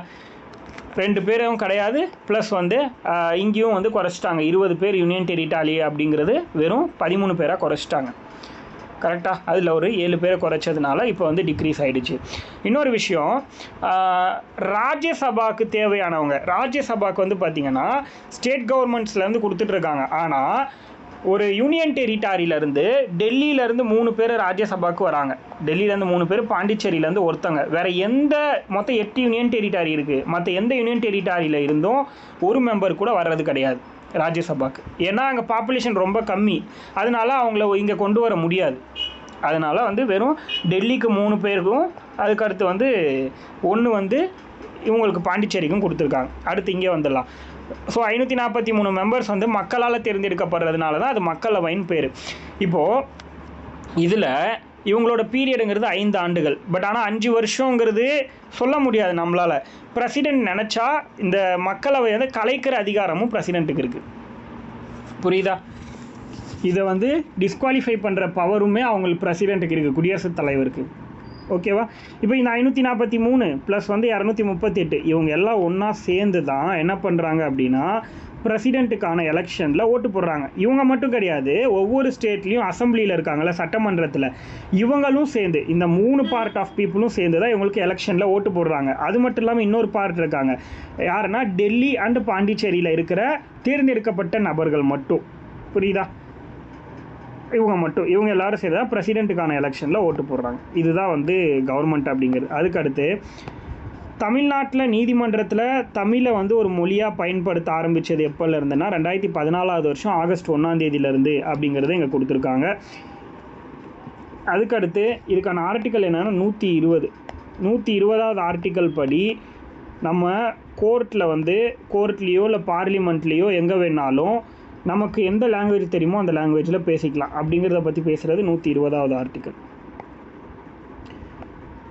அதுக்கடுத்து பாருங்கள், இந்திய அரசமைப்பு சட்டத்தின் கீழ், அதாவது இந்தியன் கான்ஸ்டியூஷன் படி மദ്രാஸோட ஃபர்ஸ்ட் எலெக்ஷன், மദ്രാஸ் மாகாணத்தில் மெட்ராஸ் ப்ராவின்ஸோட ஃபர்ஸ்ட் எலெக்ஷன் வந்து 1952லேருந்து 1957 வரைக்கும் நடந்துச்சு. அந்த டைமு காங்கிரஸ் தான் வின் பண்ணுறாங்க 52ல். புரியுதா? ஃபஸ்ட்டு அந்த 52லேருந்து 54 வரைக்கும் காங்கிரஸில் இருக்கிற ராஜாஜி தான் சிஎம்மாக இருக்கார். இந்த டைமில் தான் அந்த ராஜாஜி என்ன பண்ணுறாருன்னா குலக்கல்வி திட்டம் அப்படின்னு ஒன்று கொண்டு வராரு. குலக்கல்வின்னு ஒரு ஸ்கீம் கொண்டு வராரு. என்ன அப்படின்னா, தன்னோட ஒரு நாளில் பாதி நேரத்துக்கும் மேலே தன்னோட அப்பா அம்மா என்ன தொழில் செய்கிறாங்களோ அதே தொழிலை கற்றுக்கணும் அப்படிங்கிறது தான் அந்த குலக்கல்வி திட்டம். இதை கொண்டு வந்தது யாருக்குமே பிடிக்கல. பெரியார்லேருந்து காமராஜர்லேருந்து எல்லாருமே விமர்சனம் பண்ணுறாங்க. அது மட்டும் இல்லாமல் காங்கிரஸ் கட்சியில் இருக்கிற எல்லாருமே விமர்சனம் பண்ணுறாங்க. இது தவறான ஒரு விஷயம். அவங்க கட்சியிலேயே இதை தப்பாக பேசும்போது என்ன ஆயிடுச்சு அப்படின்னா 1954 வேறு வழியே இல்லாமல் இவர் பதவி விலகக்கூடிய சுச்சுவேஷன் வந்துருச்சு. ஏன்னா நம்ம கட்சியிலேயே நமக்கு யாருமே சப்போர்ட் இல்லைன்னும் போது என்ன பண்ண முடியும்? பதவி விலகி தான் ஆகணும் அப்படிங்கிறதுனால இன்னொன்று நம்பிக்கையில்லா தீர்மானம், நோ கான்ஃபிடன்ஸ் மோஷன் கொண்டு வந்துடுறாங்க. அப்போ வேறு வழியே கிடையாது, போய் தான் ஆகணும். அப்படி போகலன்னா கவர்னர் என்ன பண்ணுவார்? ஆட்சியை கலைச்சிடுவார். அதனால இவரே போயிட்டார் 1954. இவர் போன உடனே காமராஜர் சிஎம் ஆகிறார் 1954. இப்போ அதுக்கடுத்து நம்ம பார்க்கலாம். ஸோ இந்த திட்டம் ஜாதி அடிப்படையான படிநிலை இதெல்லாம் ஓகே. அடுத்து அமைச்சரவை, காமராஜர் அமைச்சரவை 1954 வந்துருச்சு. காமராஜரோட மினிஸ்ட்ரியில் எஜுகேஷன் மினிஸ்டராக இருந்தவர் சி சுப்பிரமணியம். அந்த சி சுப்பிரமணியம்ங்கிறவர் தான் இந்த குலக்கல்விங்கிற ஸ்கீம் ரத்து பண்ணி அறிவிக்கிறார். அதுக்கடுத்து பார்த்திங்கன்னா ராஜாஜி சில நல்ல விஷயங்களையும் சட்டமாக வச்சுருந்தார். என்ன அப்படின்னா, நிலமில்லாத விவசாய தொழிலாளர்களுக்கு நில சட்டங்கள் போட்டு வச்சுருந்தார். நிலம் இருக்கிறவங்க பூமிதான இயக்கம்னு கூட சொல்லுவோம். அதை முன்னாடி நடந்துகிட்டு இருந்தது 1940s. அந்த பீரியடில் அந்த மாதிரி ஒரு சட்டத்தை இவர் கொண்டு வந்திருந்தார். நிலம் இல்லாத விவசாய தொழிலாளர்களுக்கு நிலத்தை கொடுத்து பாதுகாக்கிற மாதிரி ஒரு சட்டம். இந்த மாதிரி சட்டம்லாம் ஃபாலோ பண்ணாங்க. இந்த ஒரு சட்டம் மட்டும்தான் ரிஜெக்ட் பண்ணாங்க அப்படிங்கிற மாதிரி கொடுத்துருப்பாங்க. அடுத்து மெட்ராஸ் மாகாணத்துடைய தலைவராக, அதாவது சிஎம்ஆர் ராஜாஜி இருக்கும்போது தன்னோட முதல் நிதிநிலை அறிக்கை, ஃபர்ஸ்ட் நிதிநிலை அறிக்கை 1937 மദ്രാஸ் சட்டமன்றத்தில் செனட் அவைனா மேலவை அப்படின்னு சொல்கிறோம். அதாவது மேலவைக்கு பேர் தான் செனட் அப்படின்னு சொல்லிட்டு அமெரிக்காவில் சொல்லுவாங்க. அதை வச்சு இங்கே செனட்டுன்னு கொடுத்துருக்காங்க. ஏன்னா 1937 இவர் தான் இந்த இதை உருவாக்கியிருப்பார், மேலவை அப்படிங்கிற ஒரு விஷயத்தை 1939 உருவாக்கியிருப்பார். பட் அதுக்கு முன்னாடியே இருந்துக்கிற மாதிரி இங்கே காமிக்கிறாங்க. ஓகே. அடுத்து 1967 திமுக ஆட்சிக்கு வருது. ஆக்சுவலி திமுக ஸ்டார்ட் பண்ணதுன்னு பார்த்தீங்கன்னா 1949 செப்டம்பர் 17 ஸ்டார்ட் பண்ணிட்டாங்க. ஓகேங்களா? பட் ஆனால் இவங்க அப்போ போட்டியிட்டு அவங்களால ஜெயிக்க முடியல. அந்த டைம் காங்கிரஸ் பீக்கில் இருந்த காலகட்டம், அதனால் இவங்களால ஜெயிக்க முடியல. ஸோ இவங்க எப்போ ஆட்சிக்கு வராங்கன்னா 1967 தான் ஆட்சிக்கு வராங்க. அப்போது சிஎன் அண்ணாதுரை முதல்வராக பதவி ஏற்று அவரோட ஆட்சியில் தான் இந்து திருமண சட்டம் அப்படின்னு ஒன்று கொண்டு வராங்க. 1968 ஹிந்து மேரேஜ் ஆக்ட் அப்படின்னு ஒன்று கொண்டு வராங்க. இதை திருத்தி இதை அமெண்ட்மெண்ட் பண்ணி சுயமரியாதை திருமணம் அப்படின்னு சொல்கிறாங்க. சுயமரியாதைன்னா ஆடம்பரமாக இல்லாமல், அதே மாதிரி ஐயர் இல்லாமல், இந்த மாதிரிலாம் திருமணம் பண்ணுறது சுயமரியாதை திருமணம் அப்படின்னு சொல்கிறாங்க. அதை அங்கீகரிக்கிறாங்க இந்த சட்டத்தின் மூலமாக. இவருக்கு அப்புறம் பதவி ஏற்றுக்கிட்டு 5 தடவை சிஎம்மாக இருந்தவர் மு கருணாநிதி. 1969 பதவி ஏற்றுப்பார் கருணாநிதி. இவர் இறந்து போயிட்டதுக்கப்புறம் அதுக்கப்புறத்தில் இவர் தான் சிஎம்மாக இருப்பார். அதுக்கடுத்து பார்த்திங்கன்னா இந்த கலைஞர் பற்றி என்ன கொடுத்துருக்காங்கன்னா, இவர் கடைசியாக கொண்டு வந்த கலைஞர் கொண்டு வந்த கடைசி சட்ட முன்வரைவு, அதாவது கடைசி பில் என்ன அப்படின்னா, பிசி பேக்வர்ட் கிளாஸ் இருக்காங்களா, பிற்படுத்தப்பட்ட வகுப்பினர், அவங்களுக்கு இடஒதுக்கீடு கொடுக்கணும். ஆக்சுவலி என்னென்னா, இப்போ பிசி, எம்பிசி, எஸ்சி, எஸ்டி இதுதான் இடஒதுக்கீடுங்கிற ஃபார்மேட்டில் இருந்துச்சு. பட் கலைஞர் என்ன பண்ணார் அப்படின்னா, பிசிக்கு 30% இருக்குது. எதுக்கு அவங்களுக்கு 30%? இதில் இருந்து ஒரு 3.5% பிரித்து முஸ்லீமுக்கு கொடுக்கலான்னு சொன்னார். பிசி முஸ்லீம் அதுதான் இப்போ 3.5% பிசியில் 3.5%ங்கிறது இருக்குது பிசி முஸ்லீமுக்கு. இப்போ நமக்கு எவ்வளோ இருக்குது பிசிக்கு அப்படின்னா 26.5 இருக்குது. இதில் போக மீதி. அதுக்கடுத்து எஸ்சியில் எஸ்சி ஏன்னு ஒரு பார்ட்டை கொண்டு வந்தார், அருந்ததியினர் அப்படின்னு ஒன்று. அதுக்கு பார்த்திங்கன்னா எவ்வளோ பர்சன்டேஜ்னா 3%. இதை உருவாக்குனார். எஸ்சிக்கு காமனாக 18ன்னு இருந்துச்சு. அதை தான் 3% என்ன பண்ணிட்டாருன்னா அருந்ததியினருக்கு கொடுத்துட்டு 15% எஸ்சிக்கே அப்படி கொடுத்துட்டார். இப்போ மொத்தம் இப்போ ஆக்சுவலி 69ங்கிறது கான்ஸ்டண்ட்டாக இருக்குது. பட் உள்ளேயே பிரிச்சுட்டார். இவங்களுக்கு இவ்வளோ அப்படிங்கிறத பிரிச்சுட்டார். எஸ்டிக்கு 1%. இது மொத்தமாக ஆட் பண்ணிங்கன்னா 69% அப்படிங்கிறது வரும். எம்பிசிக்கு ஒரு 20% இருக்குது. காமனாக ஆட் பண்ணும்போது உங்களுக்கு 69% வரும். இதை கொண்டு வந்தது யாருன்னா கலைஞர் தான் அப்படிங்கிறத கொடுத்துருக்காங்க. அடுத்து வந்து அஇஅதிமுகன்னு ஒரு கட்சி உள்ளே வருது. 10 வருஷம் ஆட்சி பண்ணுறாங்க. இவங்க வந்து கட்சியை தொடங்கினது 1972 ஸ்டார்ட் பண்ணுறாங்க. இவங்க ஸ்டார்ட் பண்ணது வந்து அக்டோபர் 17 ஸ்டார்ட் பண்ணுறாங்க. எம்ஜிஆரால் ஸ்டார்ட் பண்ணப்பட்டுச்சு. இவர் வந்து அதுக்கு அந்த பீரியடில் இவர் தான் ஆட்சியில் இருக்கார், கருணாநிதி. பட் அதுக்கப்புறம் ஒரு எலெக்ஷன் நடக்குது. அந்த எலெக்ஷனில் எம்ஜிஆர் வின் பண்ணுறாரு 1977. அதுக்கப்புறம் வந்து 2 எலெக்ஷன் தொடர்ந்து 2-3 எலெக்ஷனில் அவரே வின் பண்ணி சிஎம்மாக இருப்பார். 1987 வரைக்கும் 10 வருஷம் இவர் தான் சிஎம்மாக இருப்பார். நடுவில் 2-3 டைம் எலெக்ஷன் நடக்கும். 10 வருஷமாக இருந்தாலும் நிறைய உள்ளே வரும், நிறைய பிரச்சனைகள் வரும். நோ கான்ஃபிடன்ஸ் மோஷன் எடுத்துகிட்டு ஆட்சியை கவுத்துருவார் கருணாநிதி. அதனால திருப்பவும் எலெக்ஷனில் நின்று ஜெயிப்பார். அந்த மாதிரிலாம் நடக்கும். ஸோ அதே மாதிரி இவர் பண்ண முக்கியமான ஒரு ரீஃபார்ம், சீர்திருத்தம் என்ன அப்படின்னா கர்ணம், அதாவது கிராம நிர்வாக அலுவலர். கர்ணம்னா என்னென்னா, யாரெல்லாம் விஏஓவாக இருந்தாங்களோ அந்த பீரியடில் அவங்களோட பையன், அவங்க பேரன் அப்படி தான் வந்து விஏஓ ஆயிடுவாங்க. அதுக்கு பேர் கர்ணம்னு ஒரு போஸ்ட்டு. அதாவது ஃபேமிலியில் வந்து இப்போ நம்ம ஊரில் சிஎம்மாக இருக்காங்களே அப்படி தான் இருந்துச்சு. அந்த போஸ்ட்டுக்கு வந்து முடிவு கட்டினது யாருன்னா எம்ஜிஆர் தான். அதை முடிவு பண்ணி கிராம நிர்வாக அலுவலர் விஏஓங்கிற போஸ்ட்டை உருவாக்குனதே இவர் தான். 1986 உருவாக்கியிருப்பார். 86 அந்த பீரியடில் உருவாக்கியிருப்பார். அதுக்கப்புறம் வந்து 1982 வந்து காமராஜர் கொண்டு வந்த சத்துணவு திட்டம், மதிய உணவு திட்டத்தை வந்து சத்துணவு திட்டமாக மாற்றினது யாருன்னா எம்ஜிஆர் 1982. அதுக்கப்புறம் 1992 நவம்பர் மாதம் மண்டல் கமிஷன் அப்படின்னு ஒரு கமிஷனோடது விபி சிங் வந்து பிசிக்காக, ஆக்சுவலி பிசிக்கு ரிசர்வேஷன் வேணும்னு போட்ட கமிட்டி தான் வந்து எதுனா மண்டல் கமிஷன். அந்த கமிட்டியோடைய 1979 போட்ட கமிட்டி ஆக்சுவலி இது.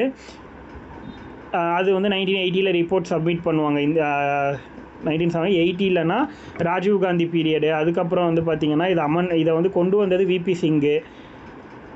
அது வந்து என்ன சொல்கிறாங்க அப்படின்னா, எஜுகேஷன்லையும் ஜாப்லையும் வந்து 50% ரிசர்வேஷன் கொடுக்கணும் அப்படிங்கிற மாதிரி கொடுத்துருக்காங்க. அதுக்கப்புறம் நிறைய விஷயம் 69% இடஒதுக்கீடும் வந்துருச்சு. இதெல்லாம் முன்னாடியே வந்தது தான். ஸோ அதுக்கடுத்து பார்த்திங்கன்னா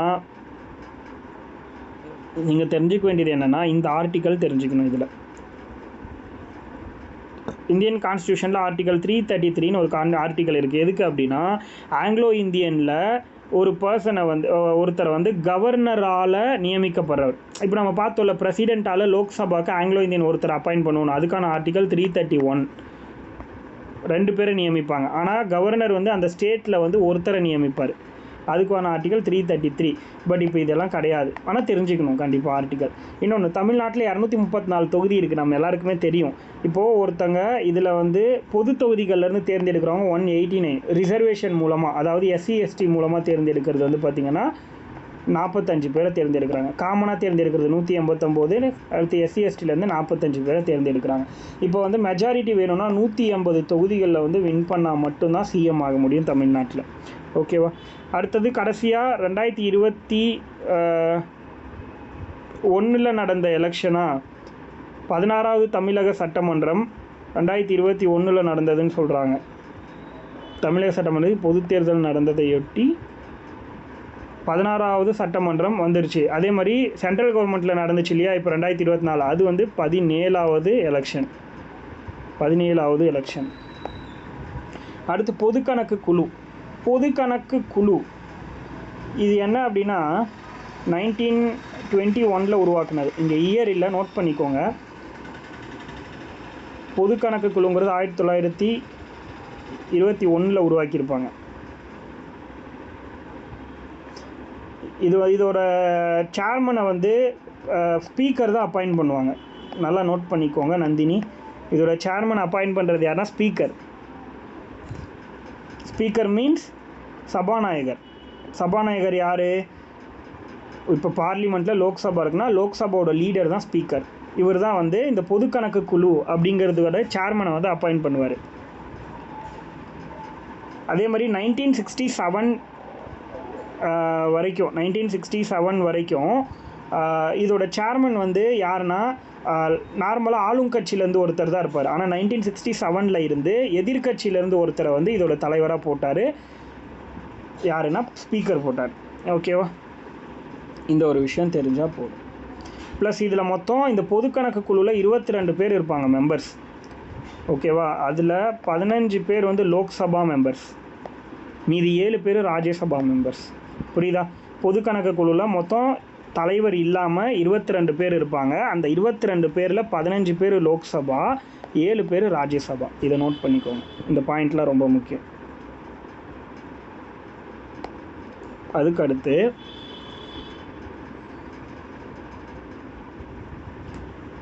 அரசமைப்பு திருத்தச் சட்டம் முன்வரைவு ஆர்டிக்கல் 368. அதுதான் இந்தியன் கான்ஸ்டியூஷனையே வந்து திருத்தணும் அப்படின்னா அதுக்கு எந்த ஆர்டிக்கல் யூஸ் பண்ணுவாங்கன்னா 368. இப்போது நம்ம ஒரு விஷயம் பார்ப்போம், என்ன அப்படின்னா ஜாயிண்ட் செஷன் ஒன்று பார்த்தோம்ல, கூட்டம். அதை வந்து கான்ஸ்டியூஷன் அமெண்ட்மெண்ட்டுக்கு இப்போ யூஸ் பண்ண முடியாது. எக்காரணத்துக்கு கொண்டு கான்ஸ்டியூஷன் அமெண்ட்மெண்ட்டுக்கும் நிதி சம்பந்தமான முன்வரைவுக்கும் அதை நம்மளால் பயன்படுத்த முடியாது. ஃபினான்ஸ் ரிலேட்டடான ஒரு பில்லுக்கும் அதே மாதிரி கான்ஸ்டியூஷன் அமெண்ட்மெண்ட் ரிலேட்டடான ஒரு பில்லுக்கும் நம்மளால் என்ன பண்ண முடியாது அப்படின்னா ஜாயிண்ட் செஷன் கூட்டவே முடியாது. நார்மலான சட்டங்களுக்கு மட்டும்தான் ஜாயிண்ட் செஷன் அப்படின்னு ஒன்று கொண்டு வர முடியும், கூட்டம். அடுத்து ஆர்டிக்கல் 370. இது வந்து பார்த்திங்கன்னா ஜம்மு காஷ்மீருக்கு இருக்கிற ஒரு ஸ்பெஷல் ரைட்ஸு. பட் ஆனால் இதை 5th August 2019 அன்னைக்கு ரிமூவ் பண்ணிட்டாங்க. புரியுதா? இந்த ஆர்டிக்கலை ரிமூவ் பண்ணிட்டாங்க 2019 August 5 அன்னைக்கு.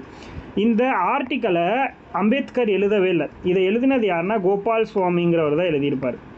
இந்த ஆர்டிக்கலை எழுதினது கோபால் சுவாமி, பக்கத்துலேயே எழுதிக்கோங்க.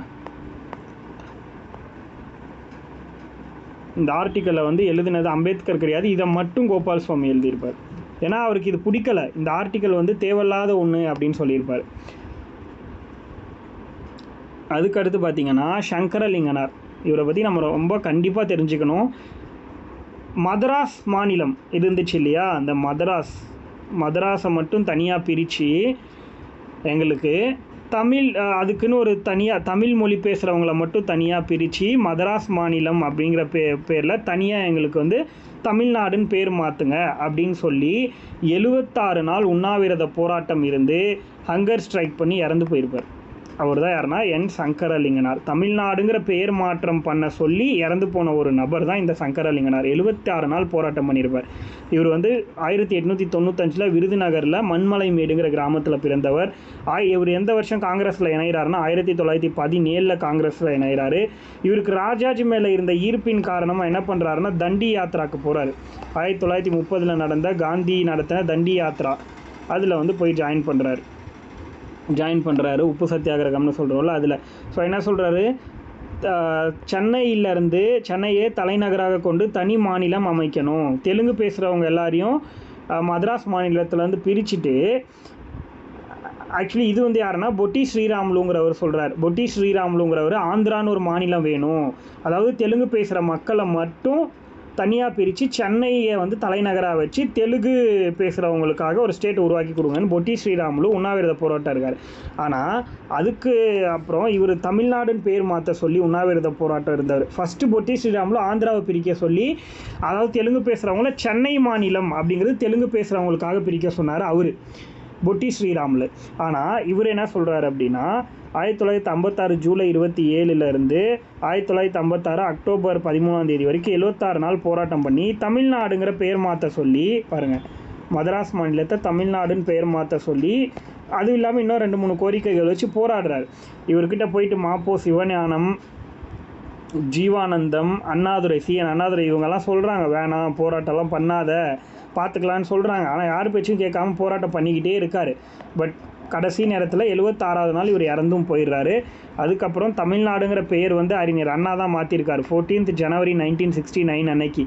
ஆக்சுவலி 1967 பெயர் மாற்றுவதற்கான ஜூலை 18 1967 பெயர் மாற்றுவதற்கான ஒரு ரெசொல்யூஷன் பாஸ் பண்ணிட்டாரு. அதுக்கப்புறம் 1969 January 14 அன்றைக்கி தமிழ்நாடுன்னு பெயர் மாற்றம் நடந்துருச்சு.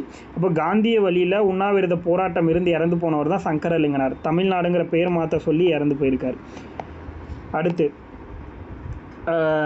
இது வரைக்கும் கூட்டம் என்னது ஜாயிண்ட் செஷன் அப்படின்னு ஒன்று நடந்ததே கிடையாது இந்தியாவில்.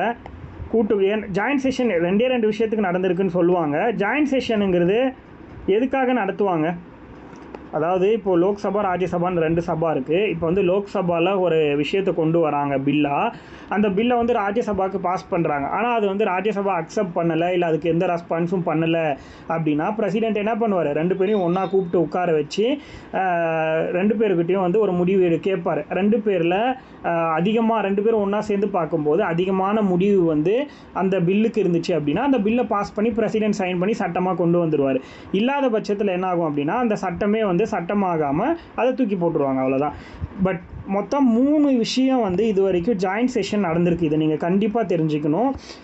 அது என்ன ஒன்று அப்படின்னா, ஃபஸ்ட்டு வரதட்சணை ஒழிப்பு சட்டம் 1961, 61, 62 வரதட்சணை ஒழிப்பு சட்டம்னு ஒன்று பார்ப்போம்ல, அந்த சட்டத்துக்காக ஜாயின்ட் செஷன் பண்ணியிருக்காங்க. அடுத்து பயங்கரவாத தடுப்பு சட்டம் 2002, பயங்கரவாத தடுப்பு சட்டம் 2002.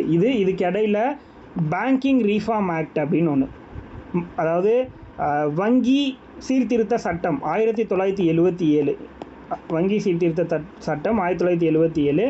அதுக்கடுத்து வந்து டெரரிசம் ஆக்ட் அப்படிங்கிறது 2002 மார்ச். இந்த 3 சட்டத்துக்காக மட்டும் இது வரைக்கும் ஜாயின்ட் செஷன் அப்படின்னு ஒன்று யூஸ் பண்ணியிருக்காங்கன்னு கொடுத்துருக்காங்க. இதுக்கு அடுத்து தேர்வுக்குழு. கடைசியாக தேர்வுக்குழுனா செலெக்ஷன் கமிட்டி. அதாவது இவங்க யார் அப்படின்னா இவங்க வந்து பார்த்திங்கன்னா வெஸ்ட்மினிஸ்டர்னாலே எங்கன்னா இங்கிலாந்தில் இருக்கிறது, அவங்களோட மெத்தட்லேருந்து இந்த விஷயத்தை வந்து கொண்டு வந்திருக்காங்க. அதாவது இந்த செலெக்ஷன் கமிட்டி அப்படிங்கிற ஒரு விஷயத்தை வந்து எங்கேருந்து எடுத்தாங்கன்னா இங்கிலாந்தோட நாடாளுமன்ற மக்களாட்சியிலேருந்து எடுத்தாங்க அப்படிங்கிறது தெரியணும் நமக்கு. இப்போது ராஜ்யசபாவுடைய ஆர்டிக்கல் 125 படி எந்த ஒரு சட்ட முன்வரைவும் தேர்வுக்குழுவுக்கு அனுப்பும்படி எந்த ஒரு உறுப்பினரும் தீர்மானம் கொண்டு வர முடியும்னு சொல்கிறாங்க. ஆர்டிக்கல் 125 படி என்ன சொல்கிறாங்க அப்படின்னா, ராஜ்யசபாவுடைய அதாவது மாநிலங்களவை மூலமாக எந்த ஒரு சட்ட முன்வரைவு எந்த ஒரு பில்லை பாஸ் பண்ணாலும் அதை வந்து அவங்க தேர்வுக்குழு செலெக்ஷன் கமிட்டி கிட்ட சென்ட் பண்ணி ஒரு ரெசொல்யூஷனால் பாஸ் பண்ணி கொண்டு வரணும் அப்படின்னு சொல்கிறாங்க. அது அந்த ரெசொல்யூஷன் வந்து அக்செப்டன்ஸ் ஆனால் தான் வந்து இவங்க என்ன பண்ண முடியும் அப்படின்னா அது வந்து பார்த்திங்கன்னா ஒரு பரிசீலனைக்கு எடுத்துப்பாங்க அப்படிங்கிறத கொடுத்துருக்காங்க. இந்த மாதிரி ஒரு ரெசொல்யூஷன் கொண்டு வந்து தேர்வுக்குழுவோட மொத்த உறுப்பினர்கள் 3ல் 1 பங்கு உறுப்பினர்கள் அவையில் இருக்கணும் அப்படின்னு சொல்கிறாங்க. இப்போ வந்து 10 பேர் இருக்காங்கன்னா அதில் வந்து ஒரு 3 பேராவது அவையில் இருக்கணும் அப்படின்னு சொல்கிறாங்க. அப்படி இருந்தால் மட்டும்தான் இந்த ஒரு பில்லை வந்து பாஸ் பண்ண முடியும் அப்படின்னு சொல்கிறாங்க. இவங்க வேணும்னா ஒரு துணைக்குழுவை கூட அமைச்சிக்கலாம் அப்படிங்கிறத சொல்கிறாங்க. இது ரிலேட்டடாக ஏதாவது கொஷின்ஸ் எழுந்துச்சு அப்படின்னா அதை என்ன பண்ண முடியும் அப்படின்னா மாநிலங்களவை தலைவர் யார், வைஸ் பிரசிடென்ட் ஆஃப் இந்தியா, அவரோட பார்வைக்கு கொண்டு போகணும். அவரோட முடிவு தான் இறுதியானது அப்படிங்கிறத சொல்கிறாங்க. ஒரு சட்ட முன்வரைவுங்கிறது ஒரு அவையில் நிறைவேற்றப்பட்டு மற்றொரு அவையில் நிராகரிக்கப்படும். அதாவது ஒரு பில் அப்படிங்கிறது ராஜ்யசபாவில் வந்து உருவாக்கிட்டு இப்போ லோக்சபாவில் அது நிராகரிக்கப்பட்டுருச்சு அப்படின்னா, இல்லை அவங்களுக்கு அதில் பிடிக்கல அப்படின்னா 6 வாரத்துக்குள்ளே அவங்க ரெஸ்பாண்ட் பண்ணியே ஆகணும். 6 வாரத்துக்கு மேலே டைம் போயிடுச்சு அப்படின்னா பிரசிடென்ட் என்ன பண்ணலாம், அவங்களுக்கு 2 அவையும் கூப்பிட்டு ஜாயின்ட் செஷன் வச்சு இவங்க வந்து அதுலேருந்து முடிவு பண்ணிக்கலாம். அதில் வர மெஜாரிட்டியை வச்சு அதை வந்து சட்டமாக்கலாமா இல்லை வேணாமான்னு முடிவு பண்ணிக்கலாம். பட் ஆனால் ஜாயின்ட் செஷனுங்கிறது மணி பில்லுக்கும் அதே மாதிரி கான்ஸ்டியூஷனல் அமெண்ட்மெண்ட் பில்லுக்கும் ஜாயின்ட் செஷனுங்கிறது பண்ணவே முடியாது. இந்தியன் கான்ஸ்டியூஷனுங்கிறது அதுக்கு பெர்மிஷன் கொடுக்கல அப்படின்னு சொல்கிறாங்க. ஸோ இந்த விஷயத்தில் தேர்வுக்குழுங்கிறது தேவையே கிடையாதுங்கிறத கொடுத்துருக்காங்க, வேறு ஒன்றும் கிடையாது. அடுத்து புக் பேக் கொஷின். இந்திய அரசமைப்பு சட்ட வரைவு குழுவோடைய தலைவர் டிராஃப்டிங் கமிட்டியோட சேர்மன் யார் அப்படின்னு கேட்குறாங்க. B.R. அம்பேத்கர். இவங்க 3 பேரும் டிராஃப்டிங் கமிட்டிக்கு சம்மந்தமே கிடையாது. இந்தியாவை பொறுத்த வரைக்கும் நாடாளுமன்ற அரசாட்சியில் என்னென்னலாம் பின்பற்றப்படுது அப்படின்னா, அமைச்சரவை அதாவது கேபினெட் மினிஸ்டர்ஸ் எல்லாருமே நாடாளுமன்ற உறுப்பினர்களாக தான் இருப்பாங்களான்னா கண்டிப்பாக அப்படி இல்லாமல் ஒருத்தர் மினிஸ்டராக இருக்க முடியாது. அப்படி வந்து அவன் ராஜ்யசபாவில் இருந்தால் கூட ஒரு மினிஸ்டராக ஆகிட்டான் அப்படின்னா, அதாவது ஒரு கேபினெட் மினிஸ்டர் ஆகிட்டான் அப்படின்னா அவன் கண்டிப்பாக லோக்சபாவுக்கு தான் வந்து முழுக்க பொறுப்பானவன். அடுத்தது கான்ஃபிடென்ஸ். பார்லிமெண்ட்டோட கான்ஃபிடென்ஸ் இருக்கிற வரைக்கும் தான் அமைச்சர்கள் பதவி வகிப்பாங்களா அப்படின்னா கண்டிப்பாக உண்மையான ஒரு விஷயம். ஏன் அப்படின்னா இப்போ வந்து லைக் வந்து பிரைம் மினிஸ்டருக்கு வந்து நோ கான்ஃபிடென்ஸ் மோஷன் அக்செப்ட் ஆகிடுச்சு அப்படின்னா மொத்த பேரும் பதவி விலகணும். அப்போ கான்ஃபிடென்ஸ் இல்லைன்னா அந்த இடத்துல அமைச்சர்களால் பதவி வகிக்க முடியாது. அடுத்த அமைச்சரவை அரசின் தலைவரால் தலைமை தாங்கப்படுகிறது. அப்படின்னா அரசு அப்படின்னா அந்த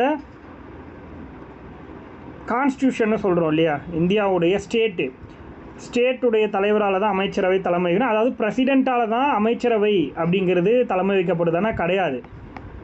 அதாவது இது வந்து தப்பு. ஏன் அப்படின்னா பிரைம் மினிஸ்டர் தான் அதோட சேர்மன். அப்போ 1 and 2 மட்டும்தான் இதுக்கு கரெக்டு.